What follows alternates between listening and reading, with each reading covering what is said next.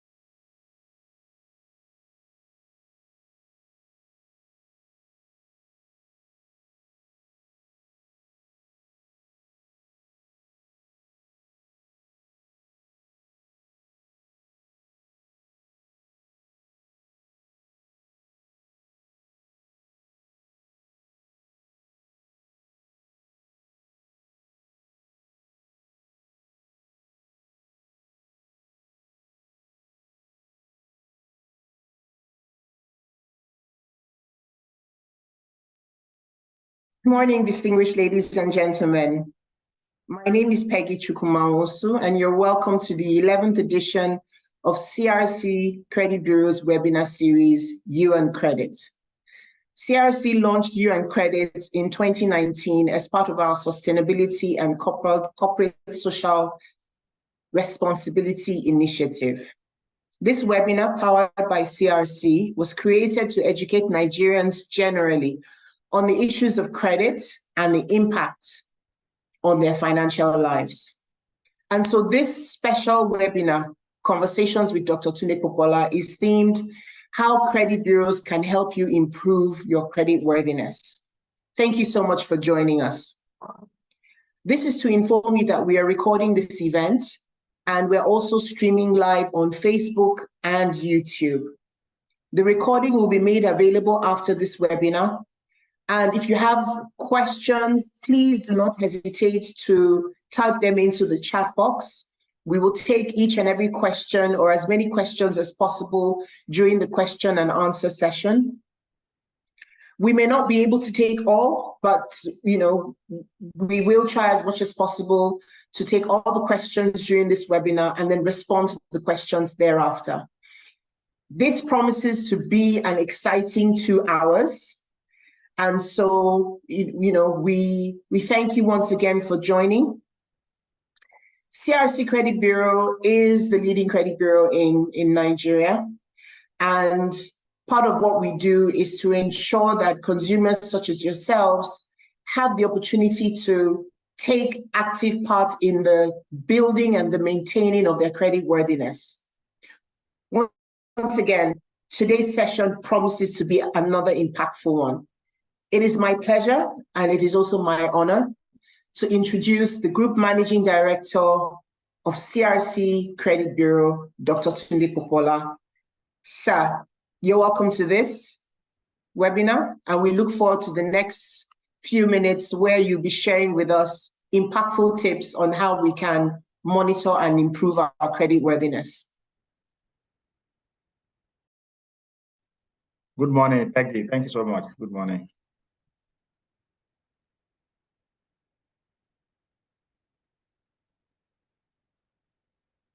Okay, so it's time for me to go, right? Yes, it is, sir.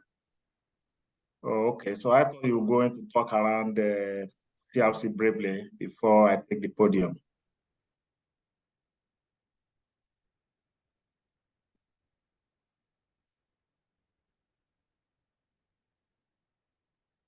All right, so good morning, everyone. It's my pleasure to be with you this morning. Like Peggy said, this is webinar 11, and it's going to be an interesting session today. So let's do it this way. I will talk briefly about CRC, and then I'll go to the issue that we are here to discuss. It's going to be a conversation, so I'll just open the floor to talk around some of the things we'll be talking about today on creditworthiness. That's going to be our focus this morning. Permit me to say that I will leave a lot of the, talking to you because my job is to respond as much as possible to things that you may want to ask questions on or that have concerned you regarding the operations of a credit bureau in Nigeria. So CRC Credit Bureau is an award-winning licensed credit bureau by the Central Bank of Nigeria. We came into operation in 2008.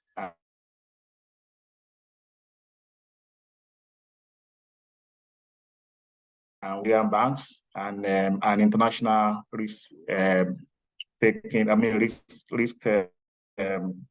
assessment institution called Dun & Bradstreet.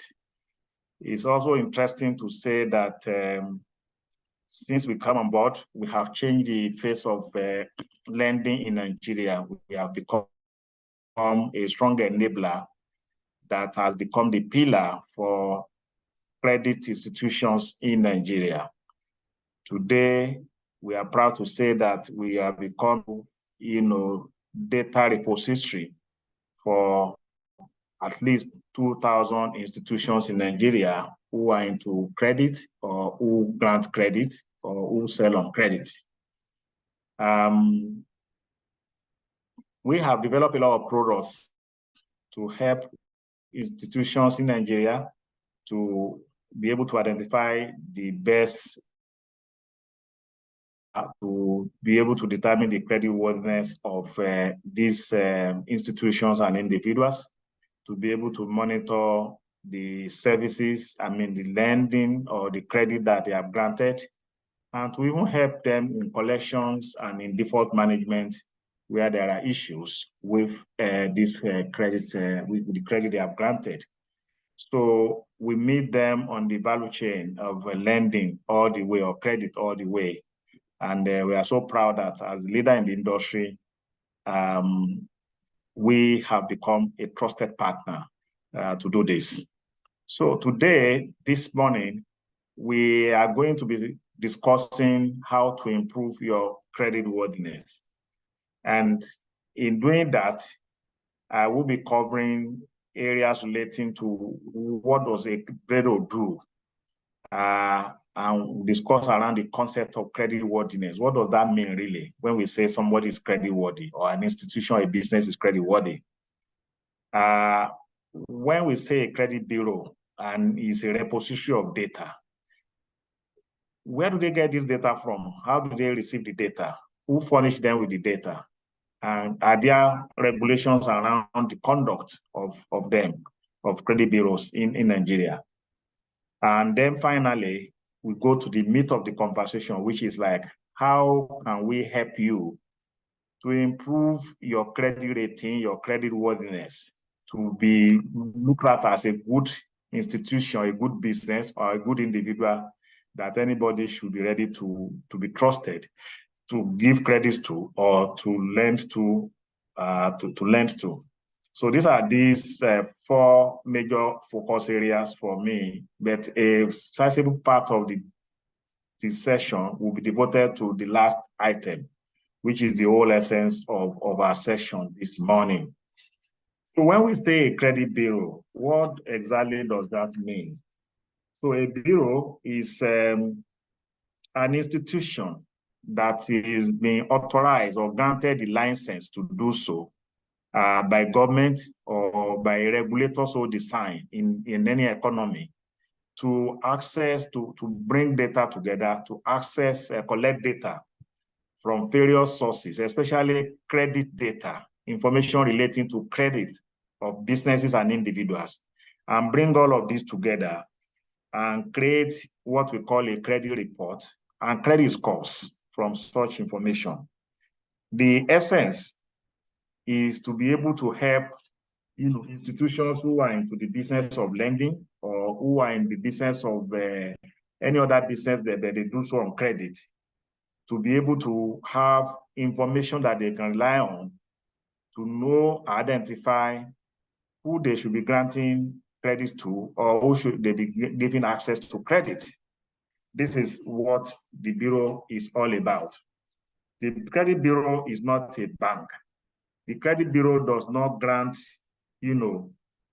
credit. The credit bureau is not a bureau de charge. A credit bureau is just a data,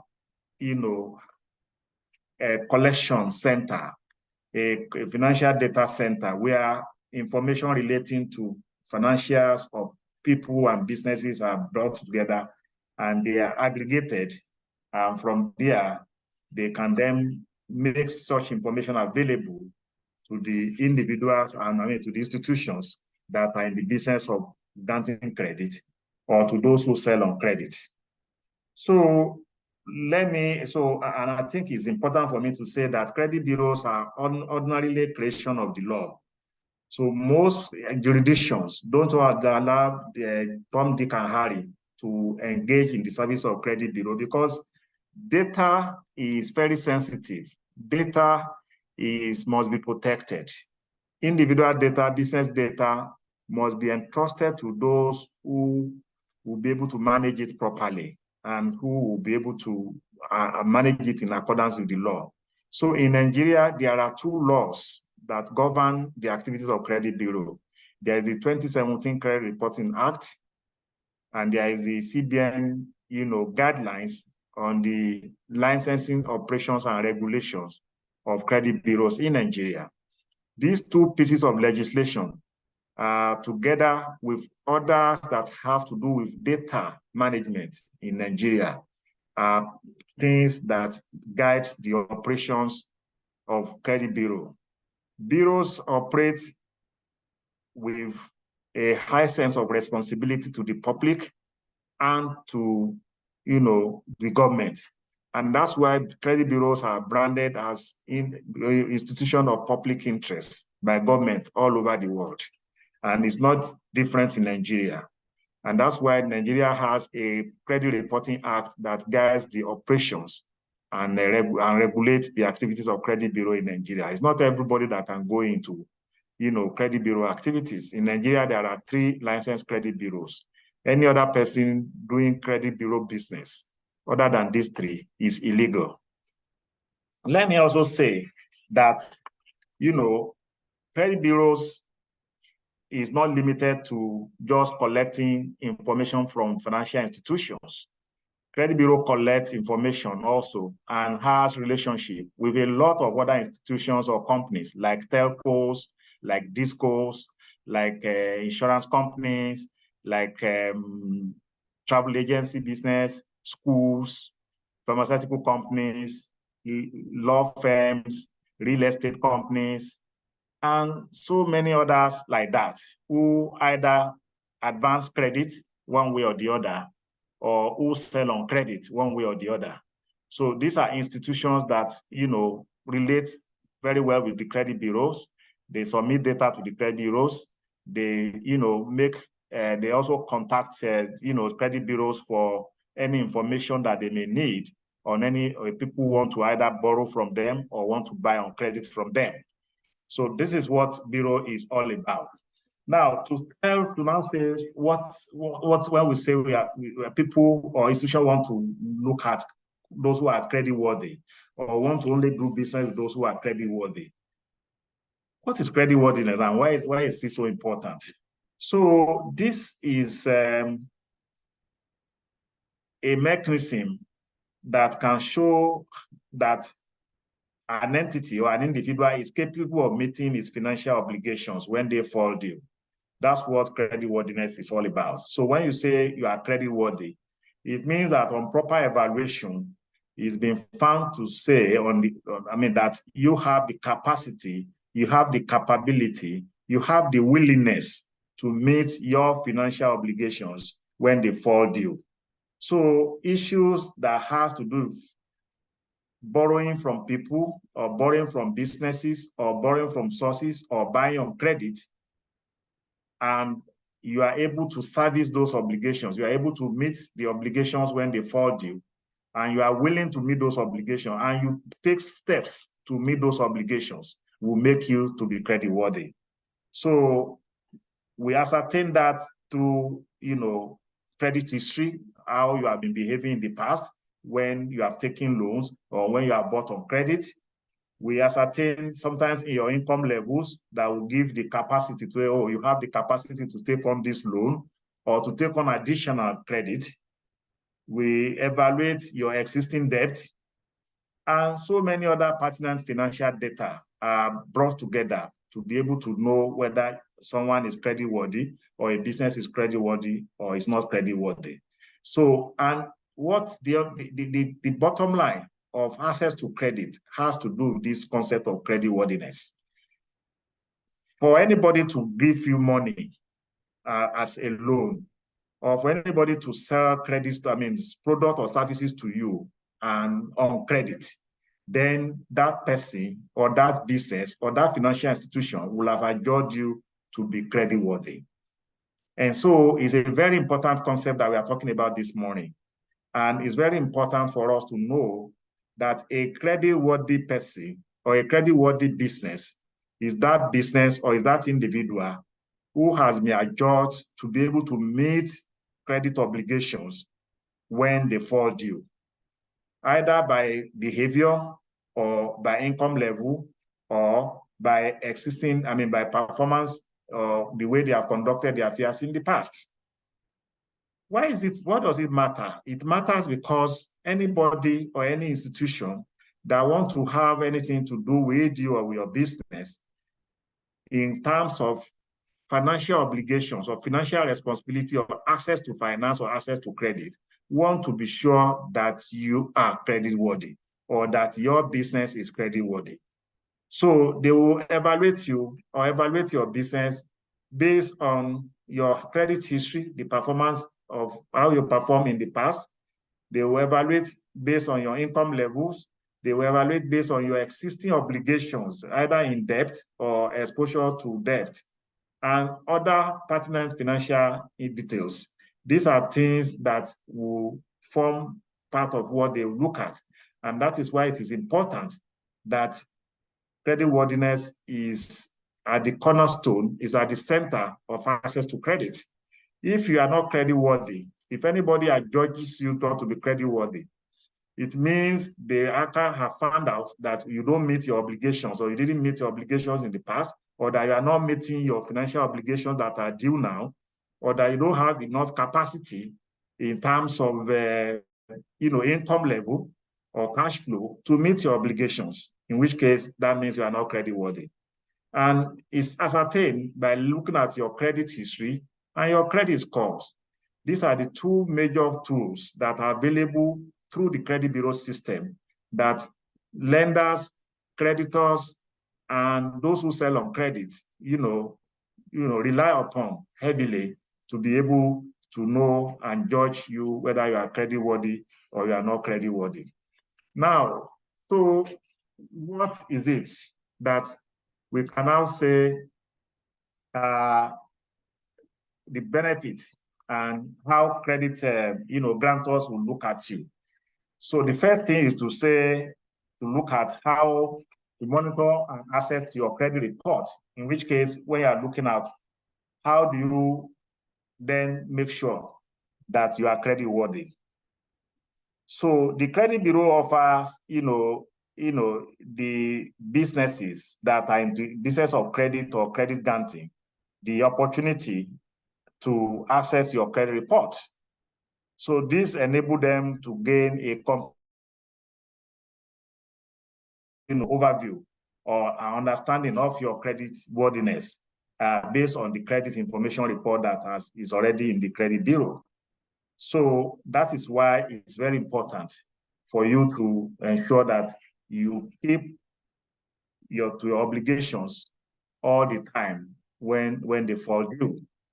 It's also very important to say that when you have this, credit bureau also help you to have access to credit, because with this database that is central, that collects information from everyone, then the bureau enable lenders and credit grantors to have very credible information from a trusted source who is not a lender, who is not into lending, who doesn't have anything to do with those who are lending or who are advancing credit, but just have the information stored for them and has processed those information for them in a way that will be easy for them to access the information. And so it helps for them to be able to grant, to improve access to credit in Nigeria. And that's why today you have quite a lot of institutions, a lot of fintechs, a lot of money lenders, micro lenders who have, come up to be able to take advantage of the fact that there is now a reliable, credible source that they can, go to, from which they can collect information that will help them to take decisions with confidence. Now, another issue is about fraud detection and prevention.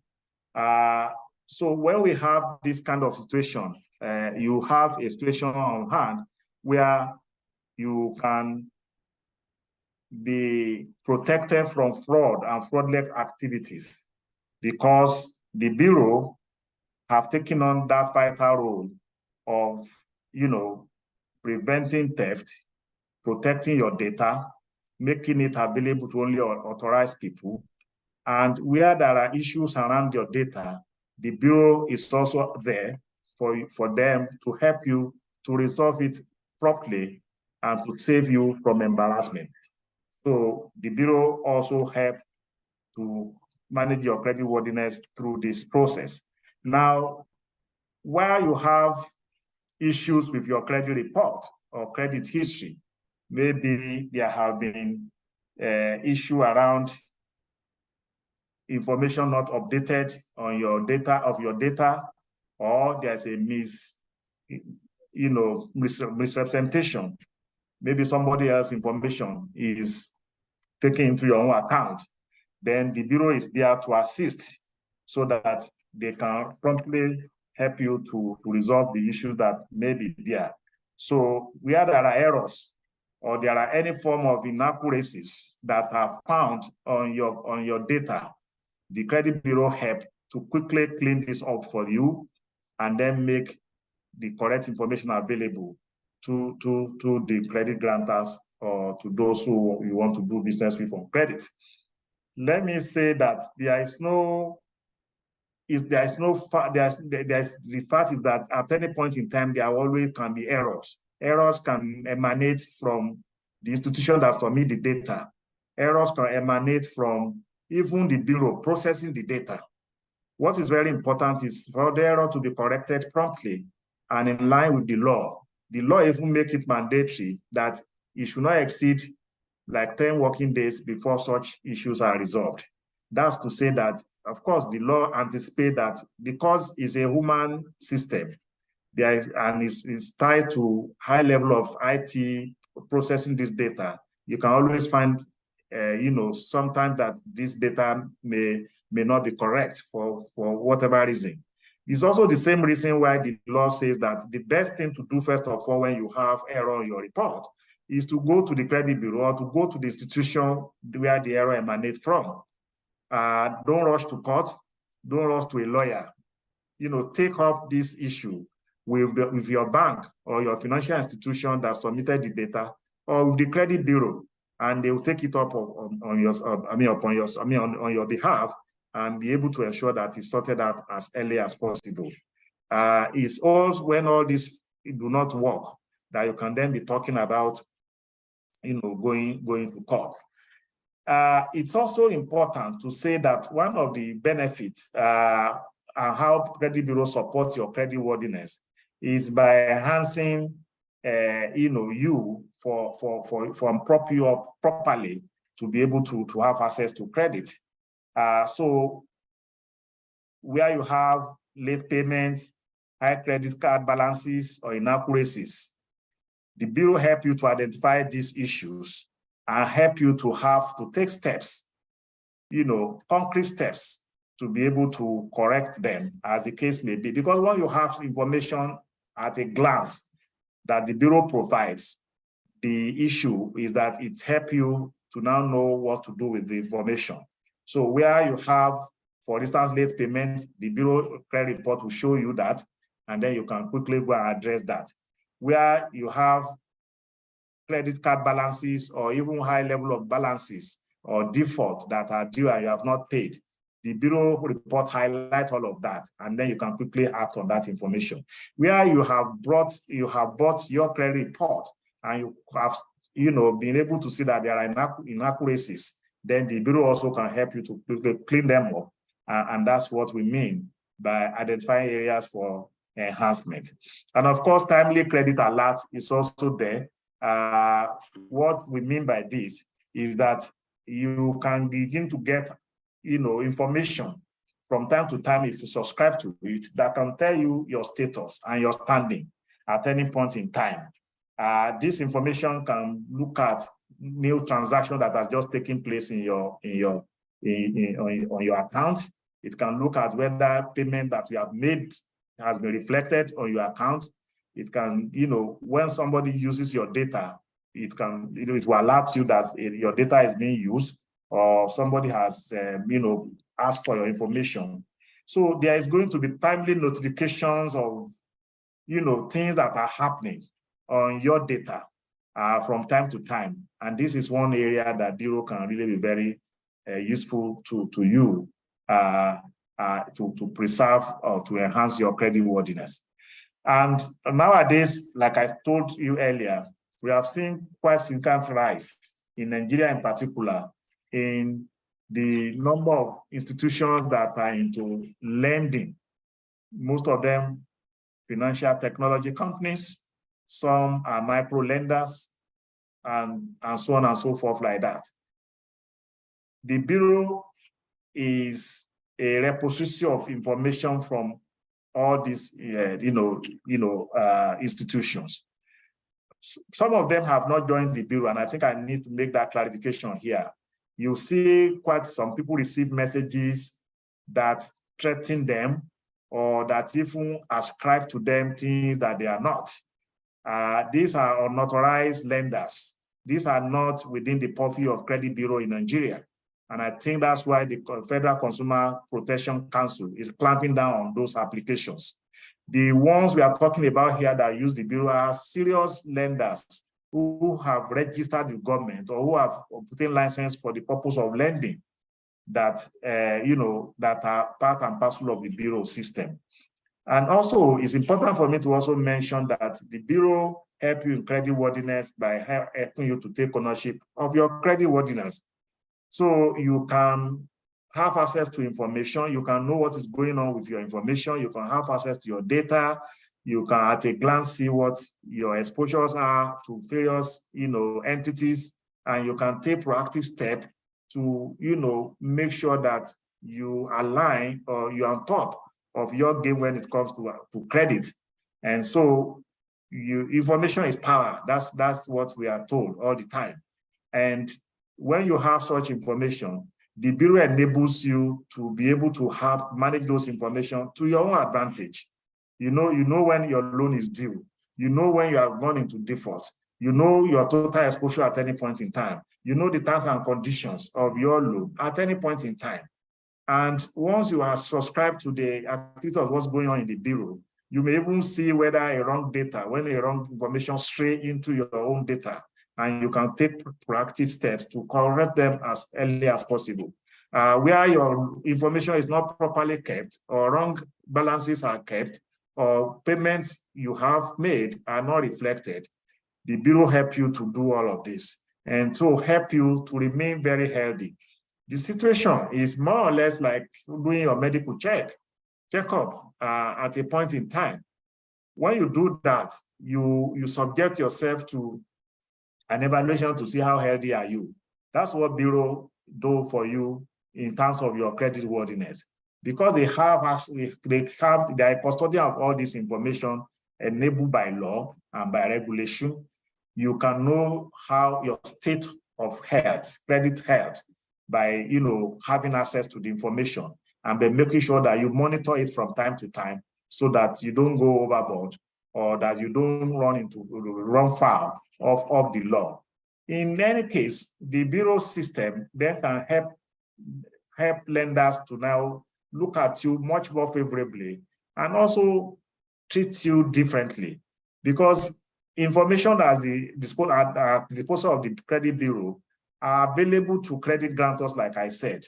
And more favorable credit reports of a consumer or of a business will grant such consumer or a business more favorable terms and conditions to access to credit. It can be in terms of time to process. It can be in terms of security, level of security or collateral they will be demanding for. It can be in terms of even the price or the rate of interest they will ask you to pay.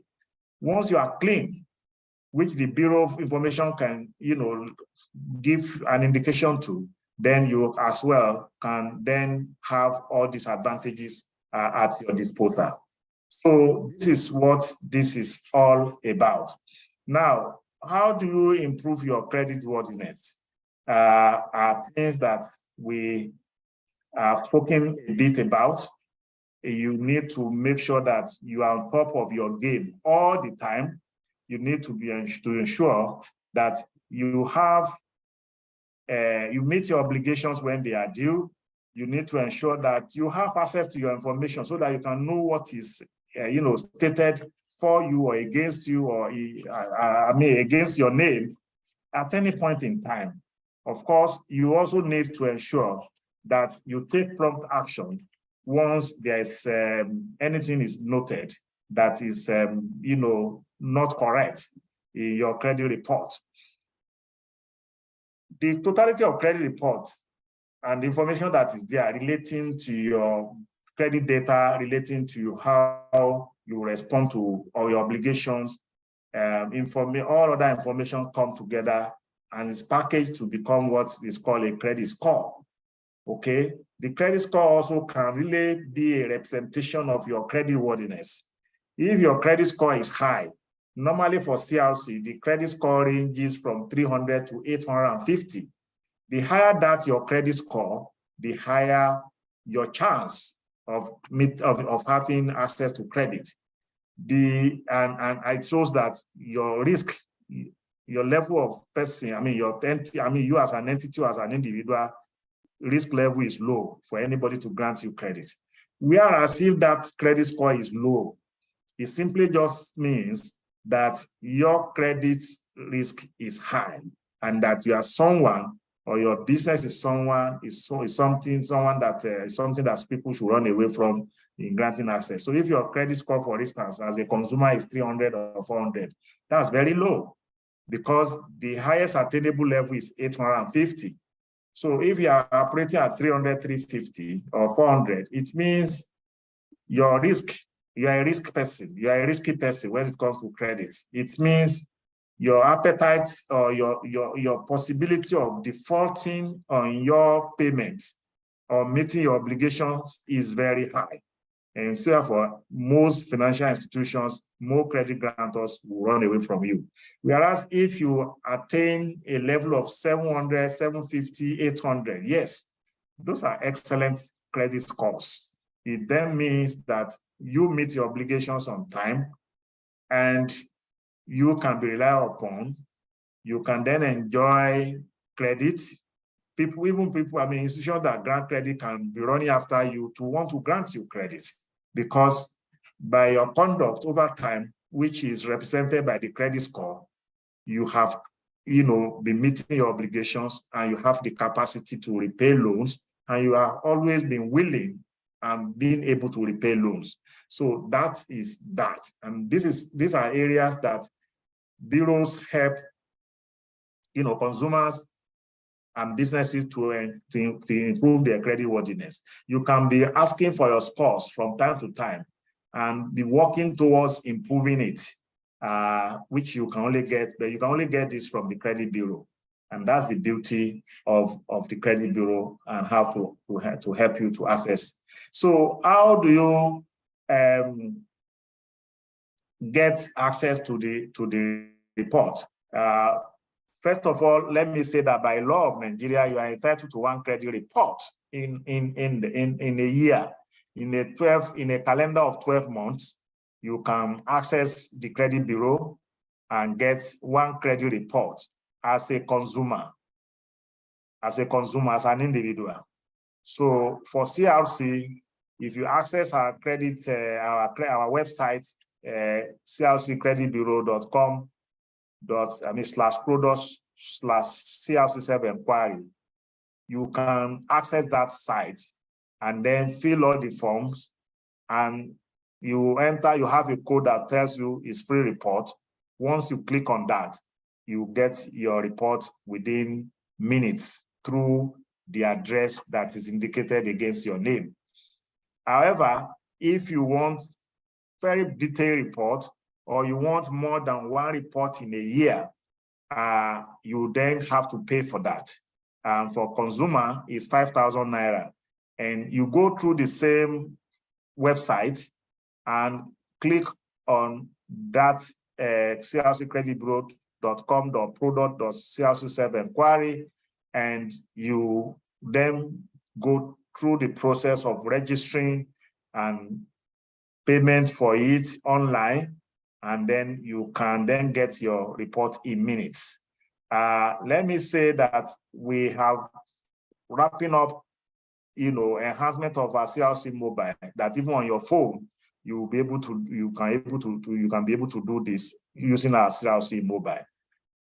Once the information that you are going to be provided will be, you will see it on the website.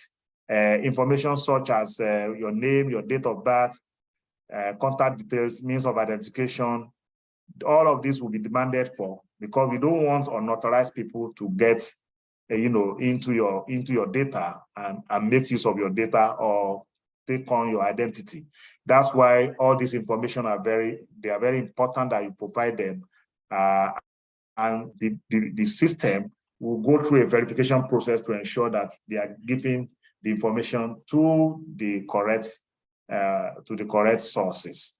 If you are a business, it's the same thing, but in the case of business, you cannot download online. You have to send a mail to support@crccreditbureau.com, and from there you will be sent a corporate inquiry form. That form will detail, you have to complete it, and it will ask for certain information. In most cases, we expect that the MD of the company will be the one that will be mandated to collect information on behalf of the company. So there will be need for you to provide, like, for instance, the details and the means of identification of the MD, the company's certificate of incorporation, and there will be a need for letter of authorization. That is the company that's asking you to request for such information before it can be processed. This normally would take 2 working days. Unlike the one for consumer, where by yourself, online, you can download, you can fill the form, and within minutes, you will get it. Now, there are other things that we have. There are other, so I have spoken about credit monitors and the creditworthiness. And I say people should be able to monitor their creditworthiness. So one of them is this monitor and alerts. You can subscribe to a service where you'll be receiving notification as to what is happening to you and to your information. That is what we call monitor and alerts. It's just basically 2,100 naira per calendar, per year. In 12 months of a year, once you subscribe, you will be getting notification through designated email that you have provided, to CRC. Again, this can be, downloaded. I mean, you can go to the website and access this portion of the website, fill in the form, make the necessary payment, and then it will keep for 12 calendar months, you have access to the information that you're looking for. If it is so this is for this, that's for monitor and alert. Now there is also what we call individual credit overview notification, which you also can subscribe to, and then you also will be receiving the necessary information that you need, or that can help you to take charge of your own affairs and be armed with all the information, so that you are not hit unexpectedly as at the time you now want to request or apply for a credit, or you want to enjoy a credit facility. So let me say that, because I want to give a lot of time, a lot of room for discussion, that's why we call it a conversation. that we are a valuable ally for you to strengthen your credit worthiness. We provide credit reports. We can help you to know your credit status. We can help you to resolve errors that you may found in your credit report. We can help you to detect fraud where there is ongoing fraud or identity fraud relating to your information. We can help you to keep on, monitoring what is going on from time to time through the product that I've mentioned. We can even train you on basic credit and basic issues around credit worthiness and risk management, either as an individual or even as institutions. We can provide personal guidance to you on how to conduct your affairs. We help you to resolve disputes where there are disputes about your data. If you are contesting information in your credit report, we can take it up upon ourselves on your behalf. And we can timely alerting you on what is happening on your credit status, on the data that is out there, against you or for you, but that is made available to us, which every user of the database can have access to. So we are here to support you to meet your financial goals and to have to be able to conduct your affairs in such a way that you are so comfortable that your state of affairs is as is represented everywhere that it's supposed to be in various data sources that are available in Nigeria. Most of us have account with 4 or 5 system banks. This is a good opportunity for you because all these banks, if you have borrowed from them, those information are brought to us. But if you don't, and this is one stop shop where you can have access to all this information at a glance. And so this is the issue for you to take on. We all must be very responsible borrower. We must conduct our affairs in a responsible manner. We must ensure that when we have obligations, we meet those obligations. Those are the only way for us to preserve ourselves as being very creditworthy. To be seen as being creditworthy is not an emotional thing. It's about facts, and facts is about data. It's about information, which the CRC Credit Bureau keeps for those who are users of the database.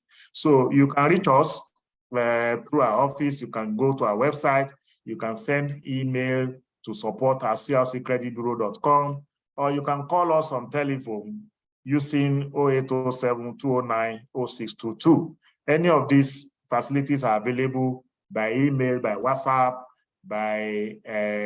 through our website, as you deem fit. Thank you very much. So I will then now hold on a bit and then take some of the questions that we have seen that's coming and respond to them as quickly as possible. Thank you so much. Thank you very much, Dr. Popoola, for giving us the last 30 to 40 minutes, illustrating the importance of creditworthiness. There are 1 or 2 things that I picked up as you were speaking. And the first thing that you said that really hit me is the fact that CRC is not a lender. And I know that a lot of people have questions, expecting, even one of the questions in the question and answer box, the person is asking, I've taken a loan from another institution. Can I come to CRC and take another loan? Can I get a loan from CRC? So can you speak a little bit about why we cannot give out loans, sir? Okay, thank you so much, Peggy. So we don't give out loans. We are not licensed to give out loans. We are not a loan granting institution. We are a credit bureau. A credit bureau is licensed to support those who give out loans with credible information that have been aggregated through all sources. And like I said, we are a creation of the law. It's not everybody that can do this job because data is very sacrosanct, it's sacred, and it must be held in trust for those who are the owners of the data. Me and you, our data belongs to us. So the law really, empowers just specific institutions to be able to do that. Now, it will be conflicting for you to be a third-party neutral institution that warehouses data on behalf of creditors, and you yourself, you are now also granting credit at the same time. It then means that you are a referee and you are also a player at the same time. So bureaus don't grant credit. They are not allowed to do that. Bureaus are a repository of data. They are custodian of information for those who are granting credit or those who are enabling credit, for those who are granting services on credit. And that's as far as bureau is concerned. Now, but in doing that job, there are so many other things that come with it in terms of services that are now provided. Now, because we are a third-party neutral institution, we then stand in between you and those who are granting credit. Okay, so we can then become an umpire to, on your behalf, sort out the issues you may have. Okay, we also can help you to then clean up your affairs before you go and say you are going to access credit. Where you have problem with any of them, we can help you to sort it out and bring the two of you together to sort out your issues. That's how, as far as we can go. But again, if you are a credit grantor or you sell on credit, we also can then be a valuable institution to you to help you access those information that you can use to properly provide those who buy on credit or who you want to grant credit to. But that also is on the basis that you properly register with the credit bureau as a user of the service. Okay? You cannot wake up one day and say, oh, I want to access Tunde Popoola's information if you have not registered with the credit bureau as a business to say, I'm in business, I have permissible purposes, I have reasons to use the bureau. That's why the law says there must be permissible purposes. You can't use the bureau data just for anything. The law is very clear as to what constitutes permissible purpose, what the data can be used for. You cannot use the data to be spying on person. You cannot use the data when somebody has not approached you that he wants a credit or he wants you to sell to him on credit. Okay? Those are issues. Those are things, that boundaries that have been, prescribed by law and by regulation that everybody must comply with. Thank you, Dr. Popoola. We have about 8 hands up. In the interest of time, I would please encourage all of you that have your hands up to put your questions in the question and answer box. This will enable us respond to questions as they come. Dr. Popoola, the next question, and really thank you very much for illustrating the relationship between CRC and the lenders. But if you could please also, in a few words, illustrate the relationship we have with Nova Credit, because I have a question here from a gentleman who is trying to access a student loan from Empower, and his credit reports was pulled by Nova Credit. And he appears to, for some reason, his request, he was not able to move forward. And he's trying to understand where the challenges are coming from. He specifically says that it's a CRC report. So it's important, I think, that we continuously illustrate not just the relationship we have with Nova, but the fact that the data that we have, CRC is not the originator of the data. So can you speak a little bit about that, sir? Thank you so much, Peggy. So the Nova Credit is initiative and partnership is a very, proactive way to help Nigerians who are going out to study to be able to access financial support in terms of, student loans. From my experience, what you see is that once you go out and you want to study and you need loans, they don't know anything about you. They don't have your information. You are just an individual coming to a country in the US or Canada or UK, and you need support in terms of credit or loans that can help you to meet your financial obligations to the institution that you're attending. So Nova Credit has come just like any other bank in Nigeria would do to help, lenders in those institutions, in those countries, to have access to your data.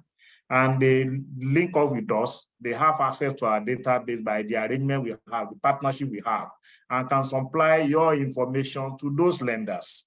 Okay, through that, they find your creditworthiness, which is the subject, this matter of discussion today.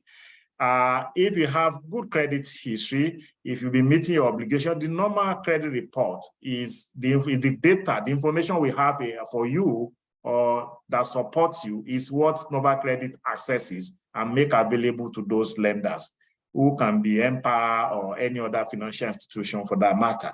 So practically the same way that a bank in Nigeria will access your credit information is that same way that, Nova Credit will have that information and then make it available to the lenders, who can then use it to take decision on your creditworthiness, whether you have the capacity, whether you have been following or fulfilling your obligations in the past, and so on and so forth. The CRC is a neutral party when it comes to issue of data. We don't influence the data, we don't interfere with the data. However, like I said earlier, if there are complaints by you on the data on you, then we can go back on your behalf to approach the institution that submitted the data to us to say, yeah, Dr. Popoola is complaining that he's not owing you. Meanwhile, you have said that he's owing you 1 million naira. Can you look at your information again? This is what you have submitted to us. And then within the law, help you to resolve that. If it is found that, yeah, it's a misnomer or that it's wrong, they will quickly correct it and will correct it and notify you and notify those who you are trying to do business with, including Nova Credit. And now, but if it's the same, in most cases it's the same, then they will insist that, yes, you are owing them. And that way, we then ask you to go and sort them yourself out with the financial institution or the credit grantors grantor that has submitted information about you. Thank you. Can a small business like a computer center, which is not registered with CAC, but is registered with SMIDA, have access to a loan? What kind of loans can they have access to? Do all institutions have the same interest rates?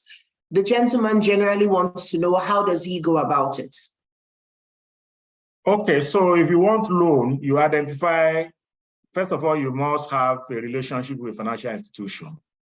And the financial institution you have relationship with, that you have open account with, you can then approach them and find out what kind of loans, what kind of products, loan products do they have for your type of business. Now, in Nigeria today, quite a lot of institutions, financial institutions have loans for SMEs in various ways with various terms and conditions. And I think I will encourage you to visit your banker, whether it's microfinance bank or it's commercial bank, whoever, and find out what are the kind of credit products that they have that can support the kind of things they are looking for.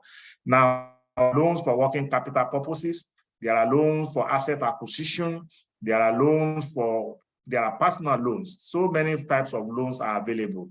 But what we have always said is that it's good for businesses to be registered. That way, you are a legal entity. That business is a legal entity in its own right. Businesses, financial institutions don't want to lend to businesses that are conducted and are not registered. Registration with SMEDA is not the same thing as registering with Corporate Affairs Commission. I will encourage you to register your business, even if it's a partnership, even if it's a sole proprietorship, you go and register it. And then that can be one leg towards, properly assessing the facilities that are available out there. We have always encouraged, and the Finance Act, I think of 2020 or so, has not even granted opportunity for individuals to register their businesses as limited liability companies. You don't need to be 2 or 3 people to register your business as a limited liability company. You can, as an individual, register Tunde Popoola Nigeria Limited and make it a limited liability company. And there's no huge commercial, outlay for you to do that. So that's will be my advice to you. So once you become a limited liability company, then it becomes more easier for you to be dealt with as a business and not just as an individual. Because the loan you are talking about is about business loan. It's not about personal loan. If it's a personal loan, then that's for you as a person. But if you are talking of your business, I will encourage you to register your business properly as a limited company, and then all the opportunities that accrue to a limited liability company become yours as well. Popoola, I have a question from a gentleman who says he is a loan-free person, and yet his request for a facility from Empower, again, we're back to Empower, was declined. And so do all lenders have different criteria for approving loans? Yes. Different financial institutions have different criteria for approving loans, depending on their risk appetite and the extent to which they are ready to take risks. So from the example we have just granted, you have not borrowed before. There's no record of you having taken a loan in the past. A typical credit grantor will say that you are a risky individual to give loan to, because there's no way to know how you will behave when they give you the money. That is why a lot of times we encourage people to take, even if it's credit card, meet your obligations on the credit card when they are due. And then you have history to say that you have the capacity to borrow and pay back, and you have the willingness to borrow and pay back when they are due without anybody harassing you or pressurizing you to do that. A typical loan, bank will take you as a high-risk customer if you have never borrowed before. If they can't see you in the credit space, they will typically think that you are risky to be lent to because there is no information about you.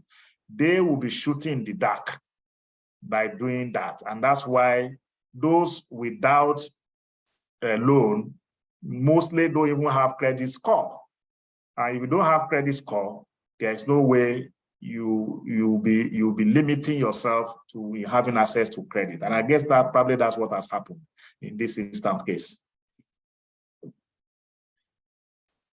Thank you. Is it proper for microfinance bank to send customer debits to their staff through the credit bureau? If this happens, what can the staff do, especially if the MFB is closed already?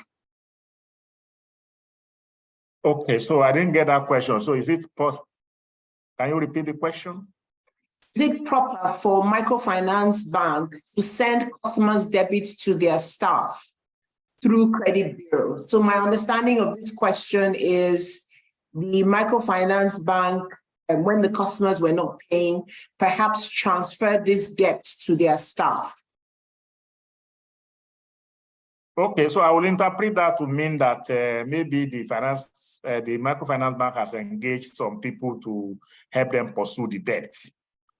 That's my interpretation. So if you have borrowed and you are not paying, the lender has an obligation to find ways to collect their money.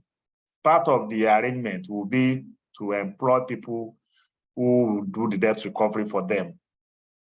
Those people can be their direct staff, or those people can actually be institutions out there who are in the business of debt collections to do that. So whichever way your name can find itself in a third party, with a third party who has been assigned responsibility to do that. So they are right to be able to do that. Okay, but once a bank is liquidated, and I can speak briefly about that, the bank is taken over by NDIC. NDIC then assume responsibility for everything that is happening with the affairs of the bank. So if you want to pay or repay loans that are under dead banks, you go to NDIC. And once you have paid, the NDIC submit the data to the bureau to say, update this person's data, because we have evidence that he has part of it or has fully paid everything. And so we then go back to the data of that liquidated bank, which is still in the repository, and then update such data. People make so very fundamental mistake to think that once a bank is there, then they have escaped paying their debt. That's not true. That's very dangerous. That's very unethical as well. A debt bank still have their data with the NDIC, who is the custodian of the affairs of those debt banks. So they are the one to resolve all issues relating to it's like somebody dying and you have assigned it to an administrator to take charge of the affairs of the debt. Okay, so it's that same way. If that debt person is owed, they will pursue the debt and go and meet those who owe the person and say, we have a record to show that we are owing, and this person is dead, can you pay? So it's the same way that NDIC conduct, that's the same way the NDIC conduct their affairs. If you are owing a bank and the bank is dead and is taken over by NDIC, you still need to approach the NDIC and go and clean up yourself. As a matter of fact, the probability is very high that all loans in a dead bank is assumed to be bad loans, and therefore can affect your credit worthiness whenever you want to conduct a credit transaction. Anybody whose name is in the repository of a debt institution, it will assume that you are among those who contributed to the debt of that institution and your loan was bad. So there's no escape route for you, actually. I will encourage you to go as quickly as possible to go and pay, and then the NDIC will submit your data, which we are now going to use to update the data in the repository. Dr. Popoola, is there a synergy or some kind of cooperation between all the credit bureaus, or can all the credit bureaus give exactly the same reports about an individual? Okay, so the bureaus are individual entities, just like all banks are individual entities. We meet to the extent that we are in the same business, and we do discuss issues that are of interest to the industry, and the way we think we can help you who are data subjects to have response, to be able to accurately represent your data and to service you efficiently.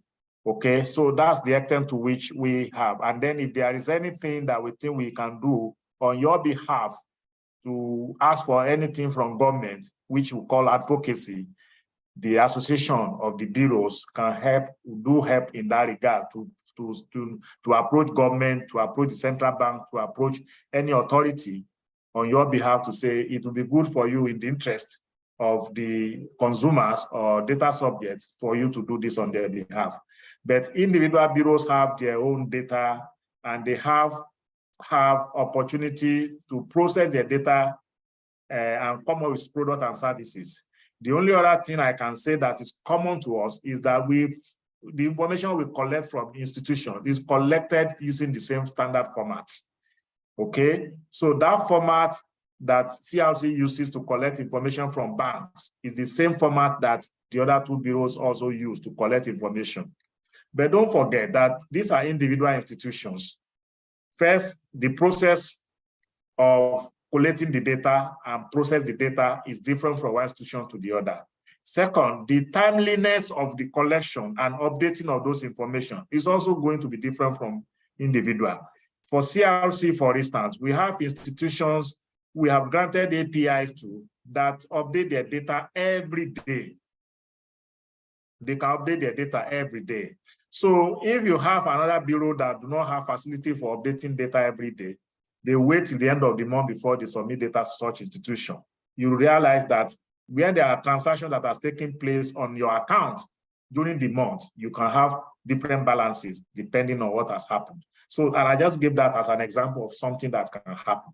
The timeliness of the responses also of the institution to the bureaus And the capacity of the Bureau to be able to promptly update the data is also a subject that is different from one institution to another. And I think those are just the very various things that can bring out, that can create differences among the balances you see in the Bureau.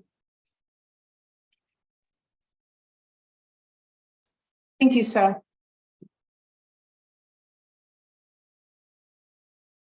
I have a question here that says, if I have a credit issue with my bank and was reported, can this report be cancelled once I pay up, or is it permanently against my account? Fantastic question. That's a very interesting question.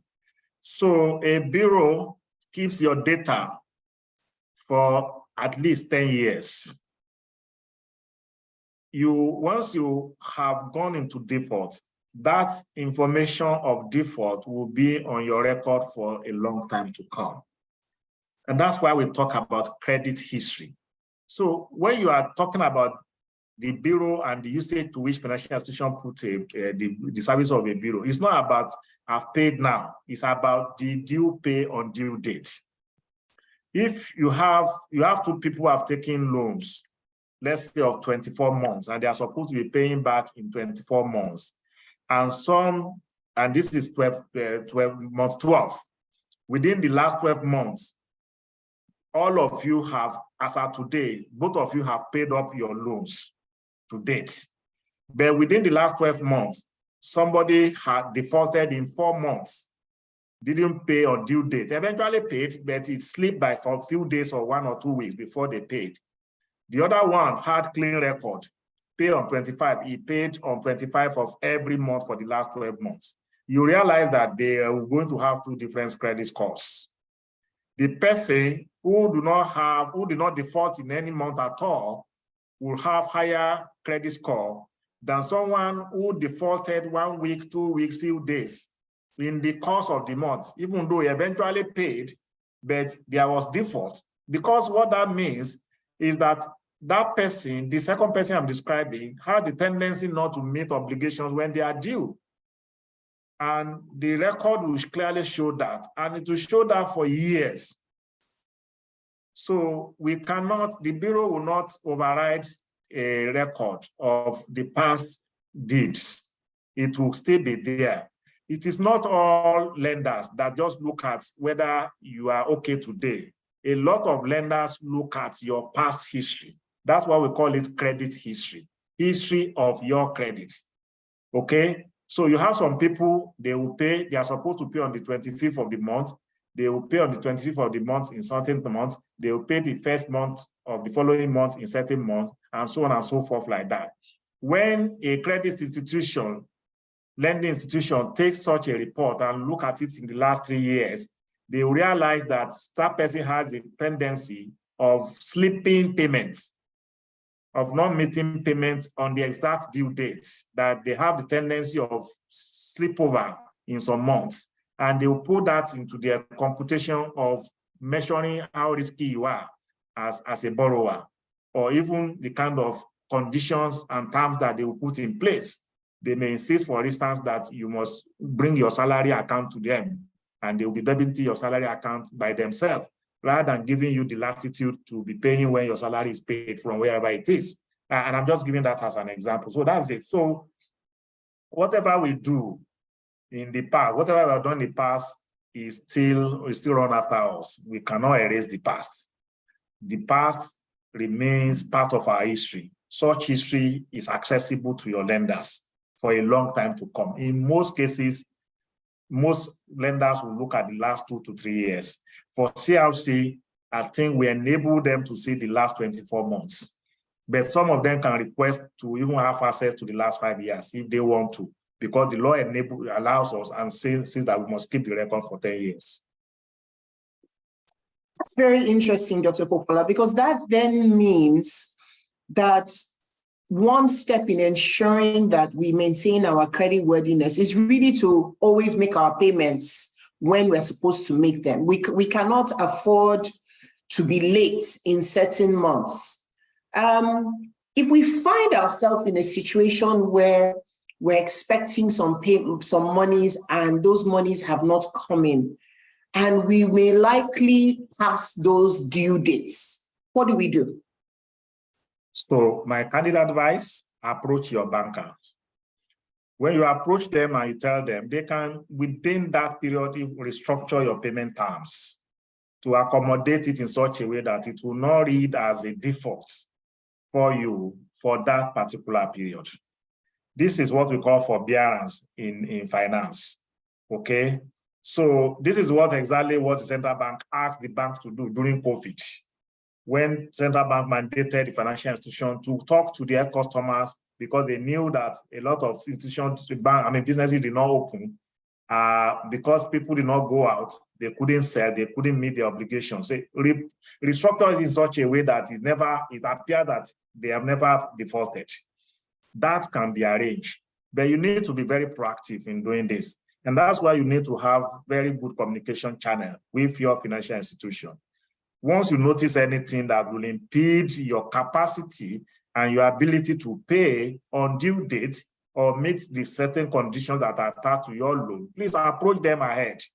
They will help you. They find a way to structure it for you in such a way that it will not be noted on your report that you defaulted at a particular time.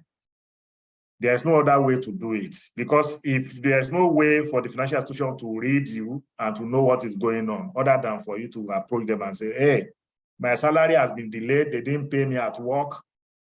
I'm supposed to receive my salary on 25th, but they have notified me that it will come on the 7th of the following month. So which means I will have 2 weeks of default. Okay. But if you approach a bank, they can reset the parameters for your obligation to now take care of that delay in such a way that it will not reflect as a default in your credit report. So for someone who doesn't take credit, does cash flow in any way enhance the creditworthiness of that person? Okay, so yeah, it does, but if it's a business is good, it's cash flow lending that is used a lot of time for businesses. For individual, cash flow also help because some banks now use account statement of individuals who have not been exposed to credit to try to, figure out a pattern of behavior in terms of withdrawals and deposits. CRC itself is going into that. We have just, open up and launch our account aggregator platform. That account aggregator platform, through our data and analytics, division, will help banks to now be able to provide those who have never borrowed before, but have been doing banking transactions through deposit withdrawals and withdrawals.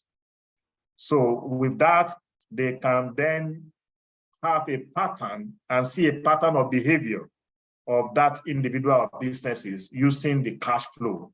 But what that is saying is that essentially you must have a bank account, you must take your transaction through the banking system, and that must be in your name or in the name at which you want to borrow. And I think it's important for me to mention that as well. So this is the second phase of the services that the CRC Credit Bureau is bringing to the market, such that if you have never borrowed before, but you have been having savings, you put in money there as deposit, you withdraw money, and you now want to have access to credit for the first time, that's your bank statement can then be interrogated through an application that's been developed for banks to use to have a score of you as to how creditworthy you are likely to be. I have a question here where it talks about how can they recover loans given to customers using their BVN. So how they can recover loans granted to a customer using the BVN. So, if you have granted loans to a customer, the credit bureau assists you. If your business is a member of the credit bureau, they can assist you in collections by making sure that you have access to the totality of the exposure of that particular customer to the financial system. Now, with your BVN, they can know where the customer has borrowed, where else other than your institution has he or she borrowed, or if it's a business, has it borrowed, and what are the exposures and what are the performance of such loans. This is a service that we render even as a credit bureau. And it's not just BVN that can enable them to do that. Even the name and address of the customer can be used to generate a report that can show the overall exposure of that particular customer to various places or institutions and the performance of such loans and institutions. Dr. Popoola, after the final payment of debts, can someone get a letter of credit worthiness from CRC Credit Bureau or from a bank? What role does this letter of credit worthiness play in our lives? Okay, so CRC does not give letter of credit worthiness to anyone. It's not our job to do that. Banks, we have seen that some banks really do that. After you are paid, they give you letter of credit worthiness. And I will advise consumers generally to always demand for this letter, to have a letter to say that you have been discharged of your responsibility as a borrower. That letter closes the transaction and closes the contract between you and the financial institution, okay? Whether or not it's in contention. Because my experience has been that people rush to collect letter of indebtedness only when the credit bureau has shown that they have their position has not been formalized, has not been properly closed by the institution. Then the bank will now go ahead and say, in our own record, though, you have fully paid, and this is a letter to you to that effect. And I'm saying that irrespective of what happened, always have a closeout formal information that can show to everyone that you have closed that transaction. Now, normally, when a credit grantor has received everything to show that that credit borrower, the borrower has fully paid, they are supposed to submit information to the bureau to say, close this transaction for the borrower. It's no longer owing us. That is faster for them than for them to be issuing you, because our experience has shown that some of them issue you letter of non-indebtedness, but they don't update the data with the credit bureau. And so we have seen that a lot of other financial institutions will not rely on that, your letter. They will rely on that third party, which is the credit bureau. The information in the credit bureau is more sacred for them, is more trusting to them than somebody giving you a letter of indebtedness from a bank or a branch of a bank. So our appeal has always been banks or financial institutions will properly close out loans that have been fully paid with the credit bureau. That way it's faster. That way it's more trusting for other users of the information than when you just give one letter and expect that other institutions will rely on such a letter that you are granted, you are giving to the borrower. This is very enlightening, because that then means that the CRC credit monitoring products that you illustrated during your presentation are actually more beneficial to the consumers because it allows them to monitor their credit worthiness. That's why we really encourage everyone to subscribe to these credit monitor products, because right there on your phone or by your email, you receive information from a third party, neutral party. The bureau is a neutral party. It's a third party, it's not a lender, okay? And it's not you. It's just, a custodian of the information. It's telling you at every point in time, this is what they are submitting about you. This is what they are saying about you. This is what the record that's out there to the public about you. So if you subscribe to it, for instance, to the monitor and alert, every time you get, your monitor and alert, every time if you repay, you get a notification. If there is a change in any way on your position, you get a notification. If your position is changed in terms of the status, let's say they have classified your loan from good to bad, you get a notification.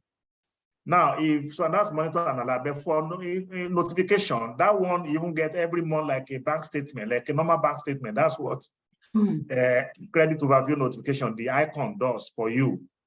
So just subscribe to it, pay 2,100. At the end of every month, once we process for everyone, you get like a bank statement from us telling you this is your position as represented by what everybody has submitted to us. And then you can use that to know what your position is. And that's slightly the difference between monitor and alert and icon as well. And I think it's important for me to make that difference.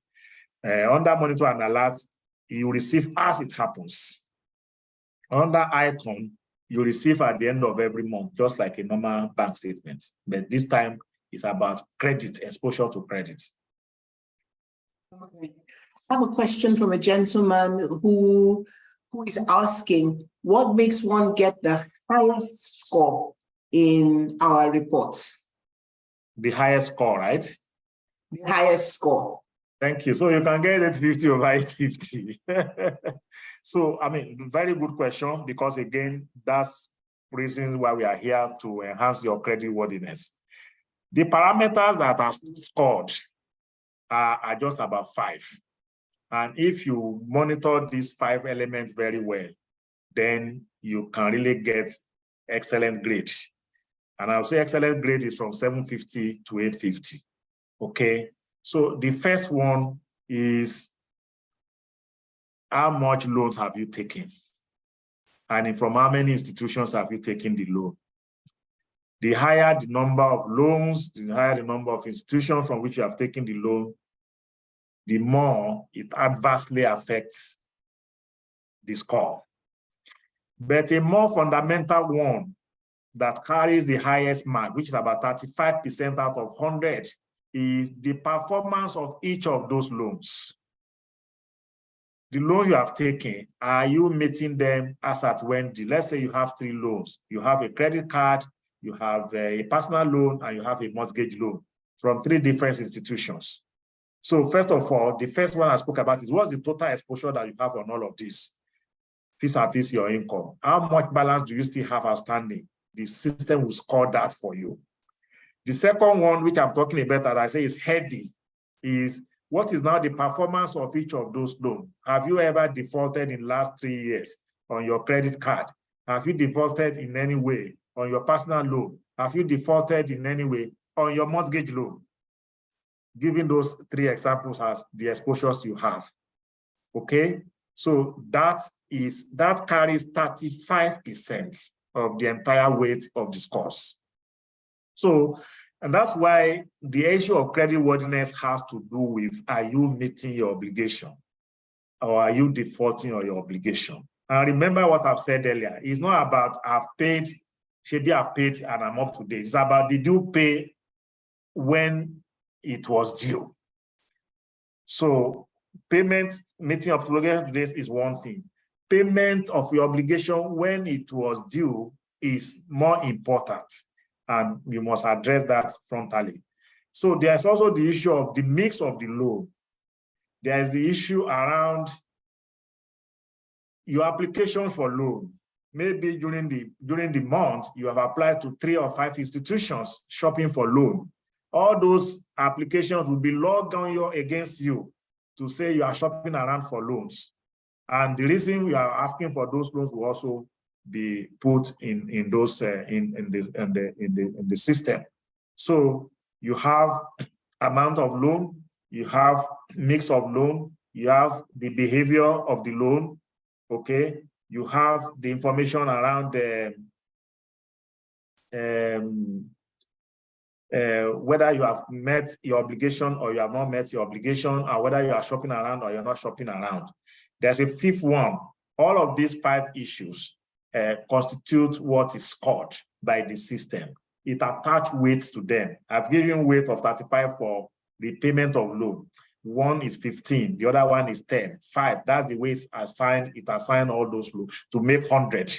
So when all this are scored, so if you are clean, maybe you have just 2 loans, that is good enough. Maybe you've paid all due loans when they are due in the last 3 years. That's score. Maybe you have not been shopping. The only place you have asked for loan, you are granted a loan.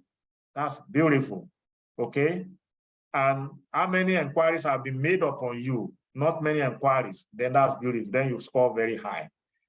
Okay. If your loan is small, let's say you have only 1 loan, you may not score the 850 because the 1 loan is small. Okay. So there's a balance between your income and variety of loans. It's not by saying, oh, I have only 1 loan. Maybe 2 loans is better. Okay. And maybe not completely against the totality of your income. Again, not shopping too much for loans. And then the mix of loan, maybe 1 is credit card, 1 is mortgage.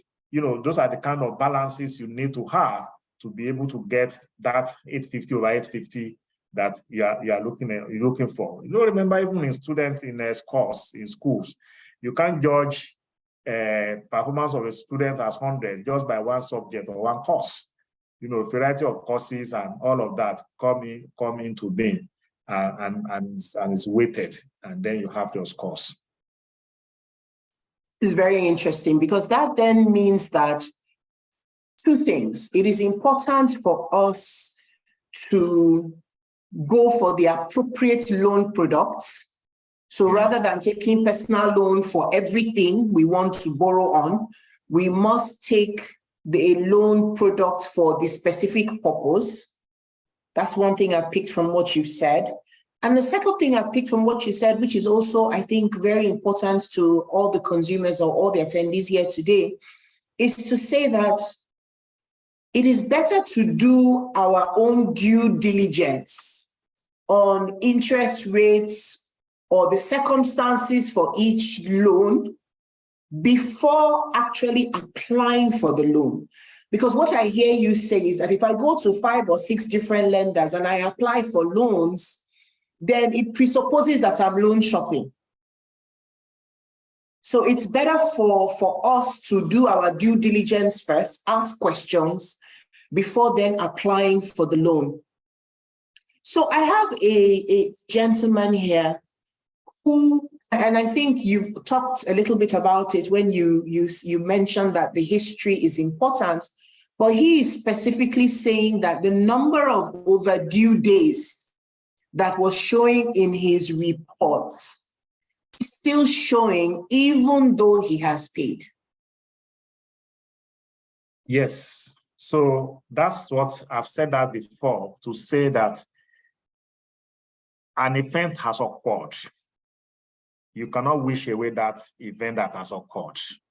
It will still be noted that this event occurred. That's why we talk about credit history. That's why we talk about history. So it's not about you have erased it. It's not about you have cleaned it up. It's about it happened.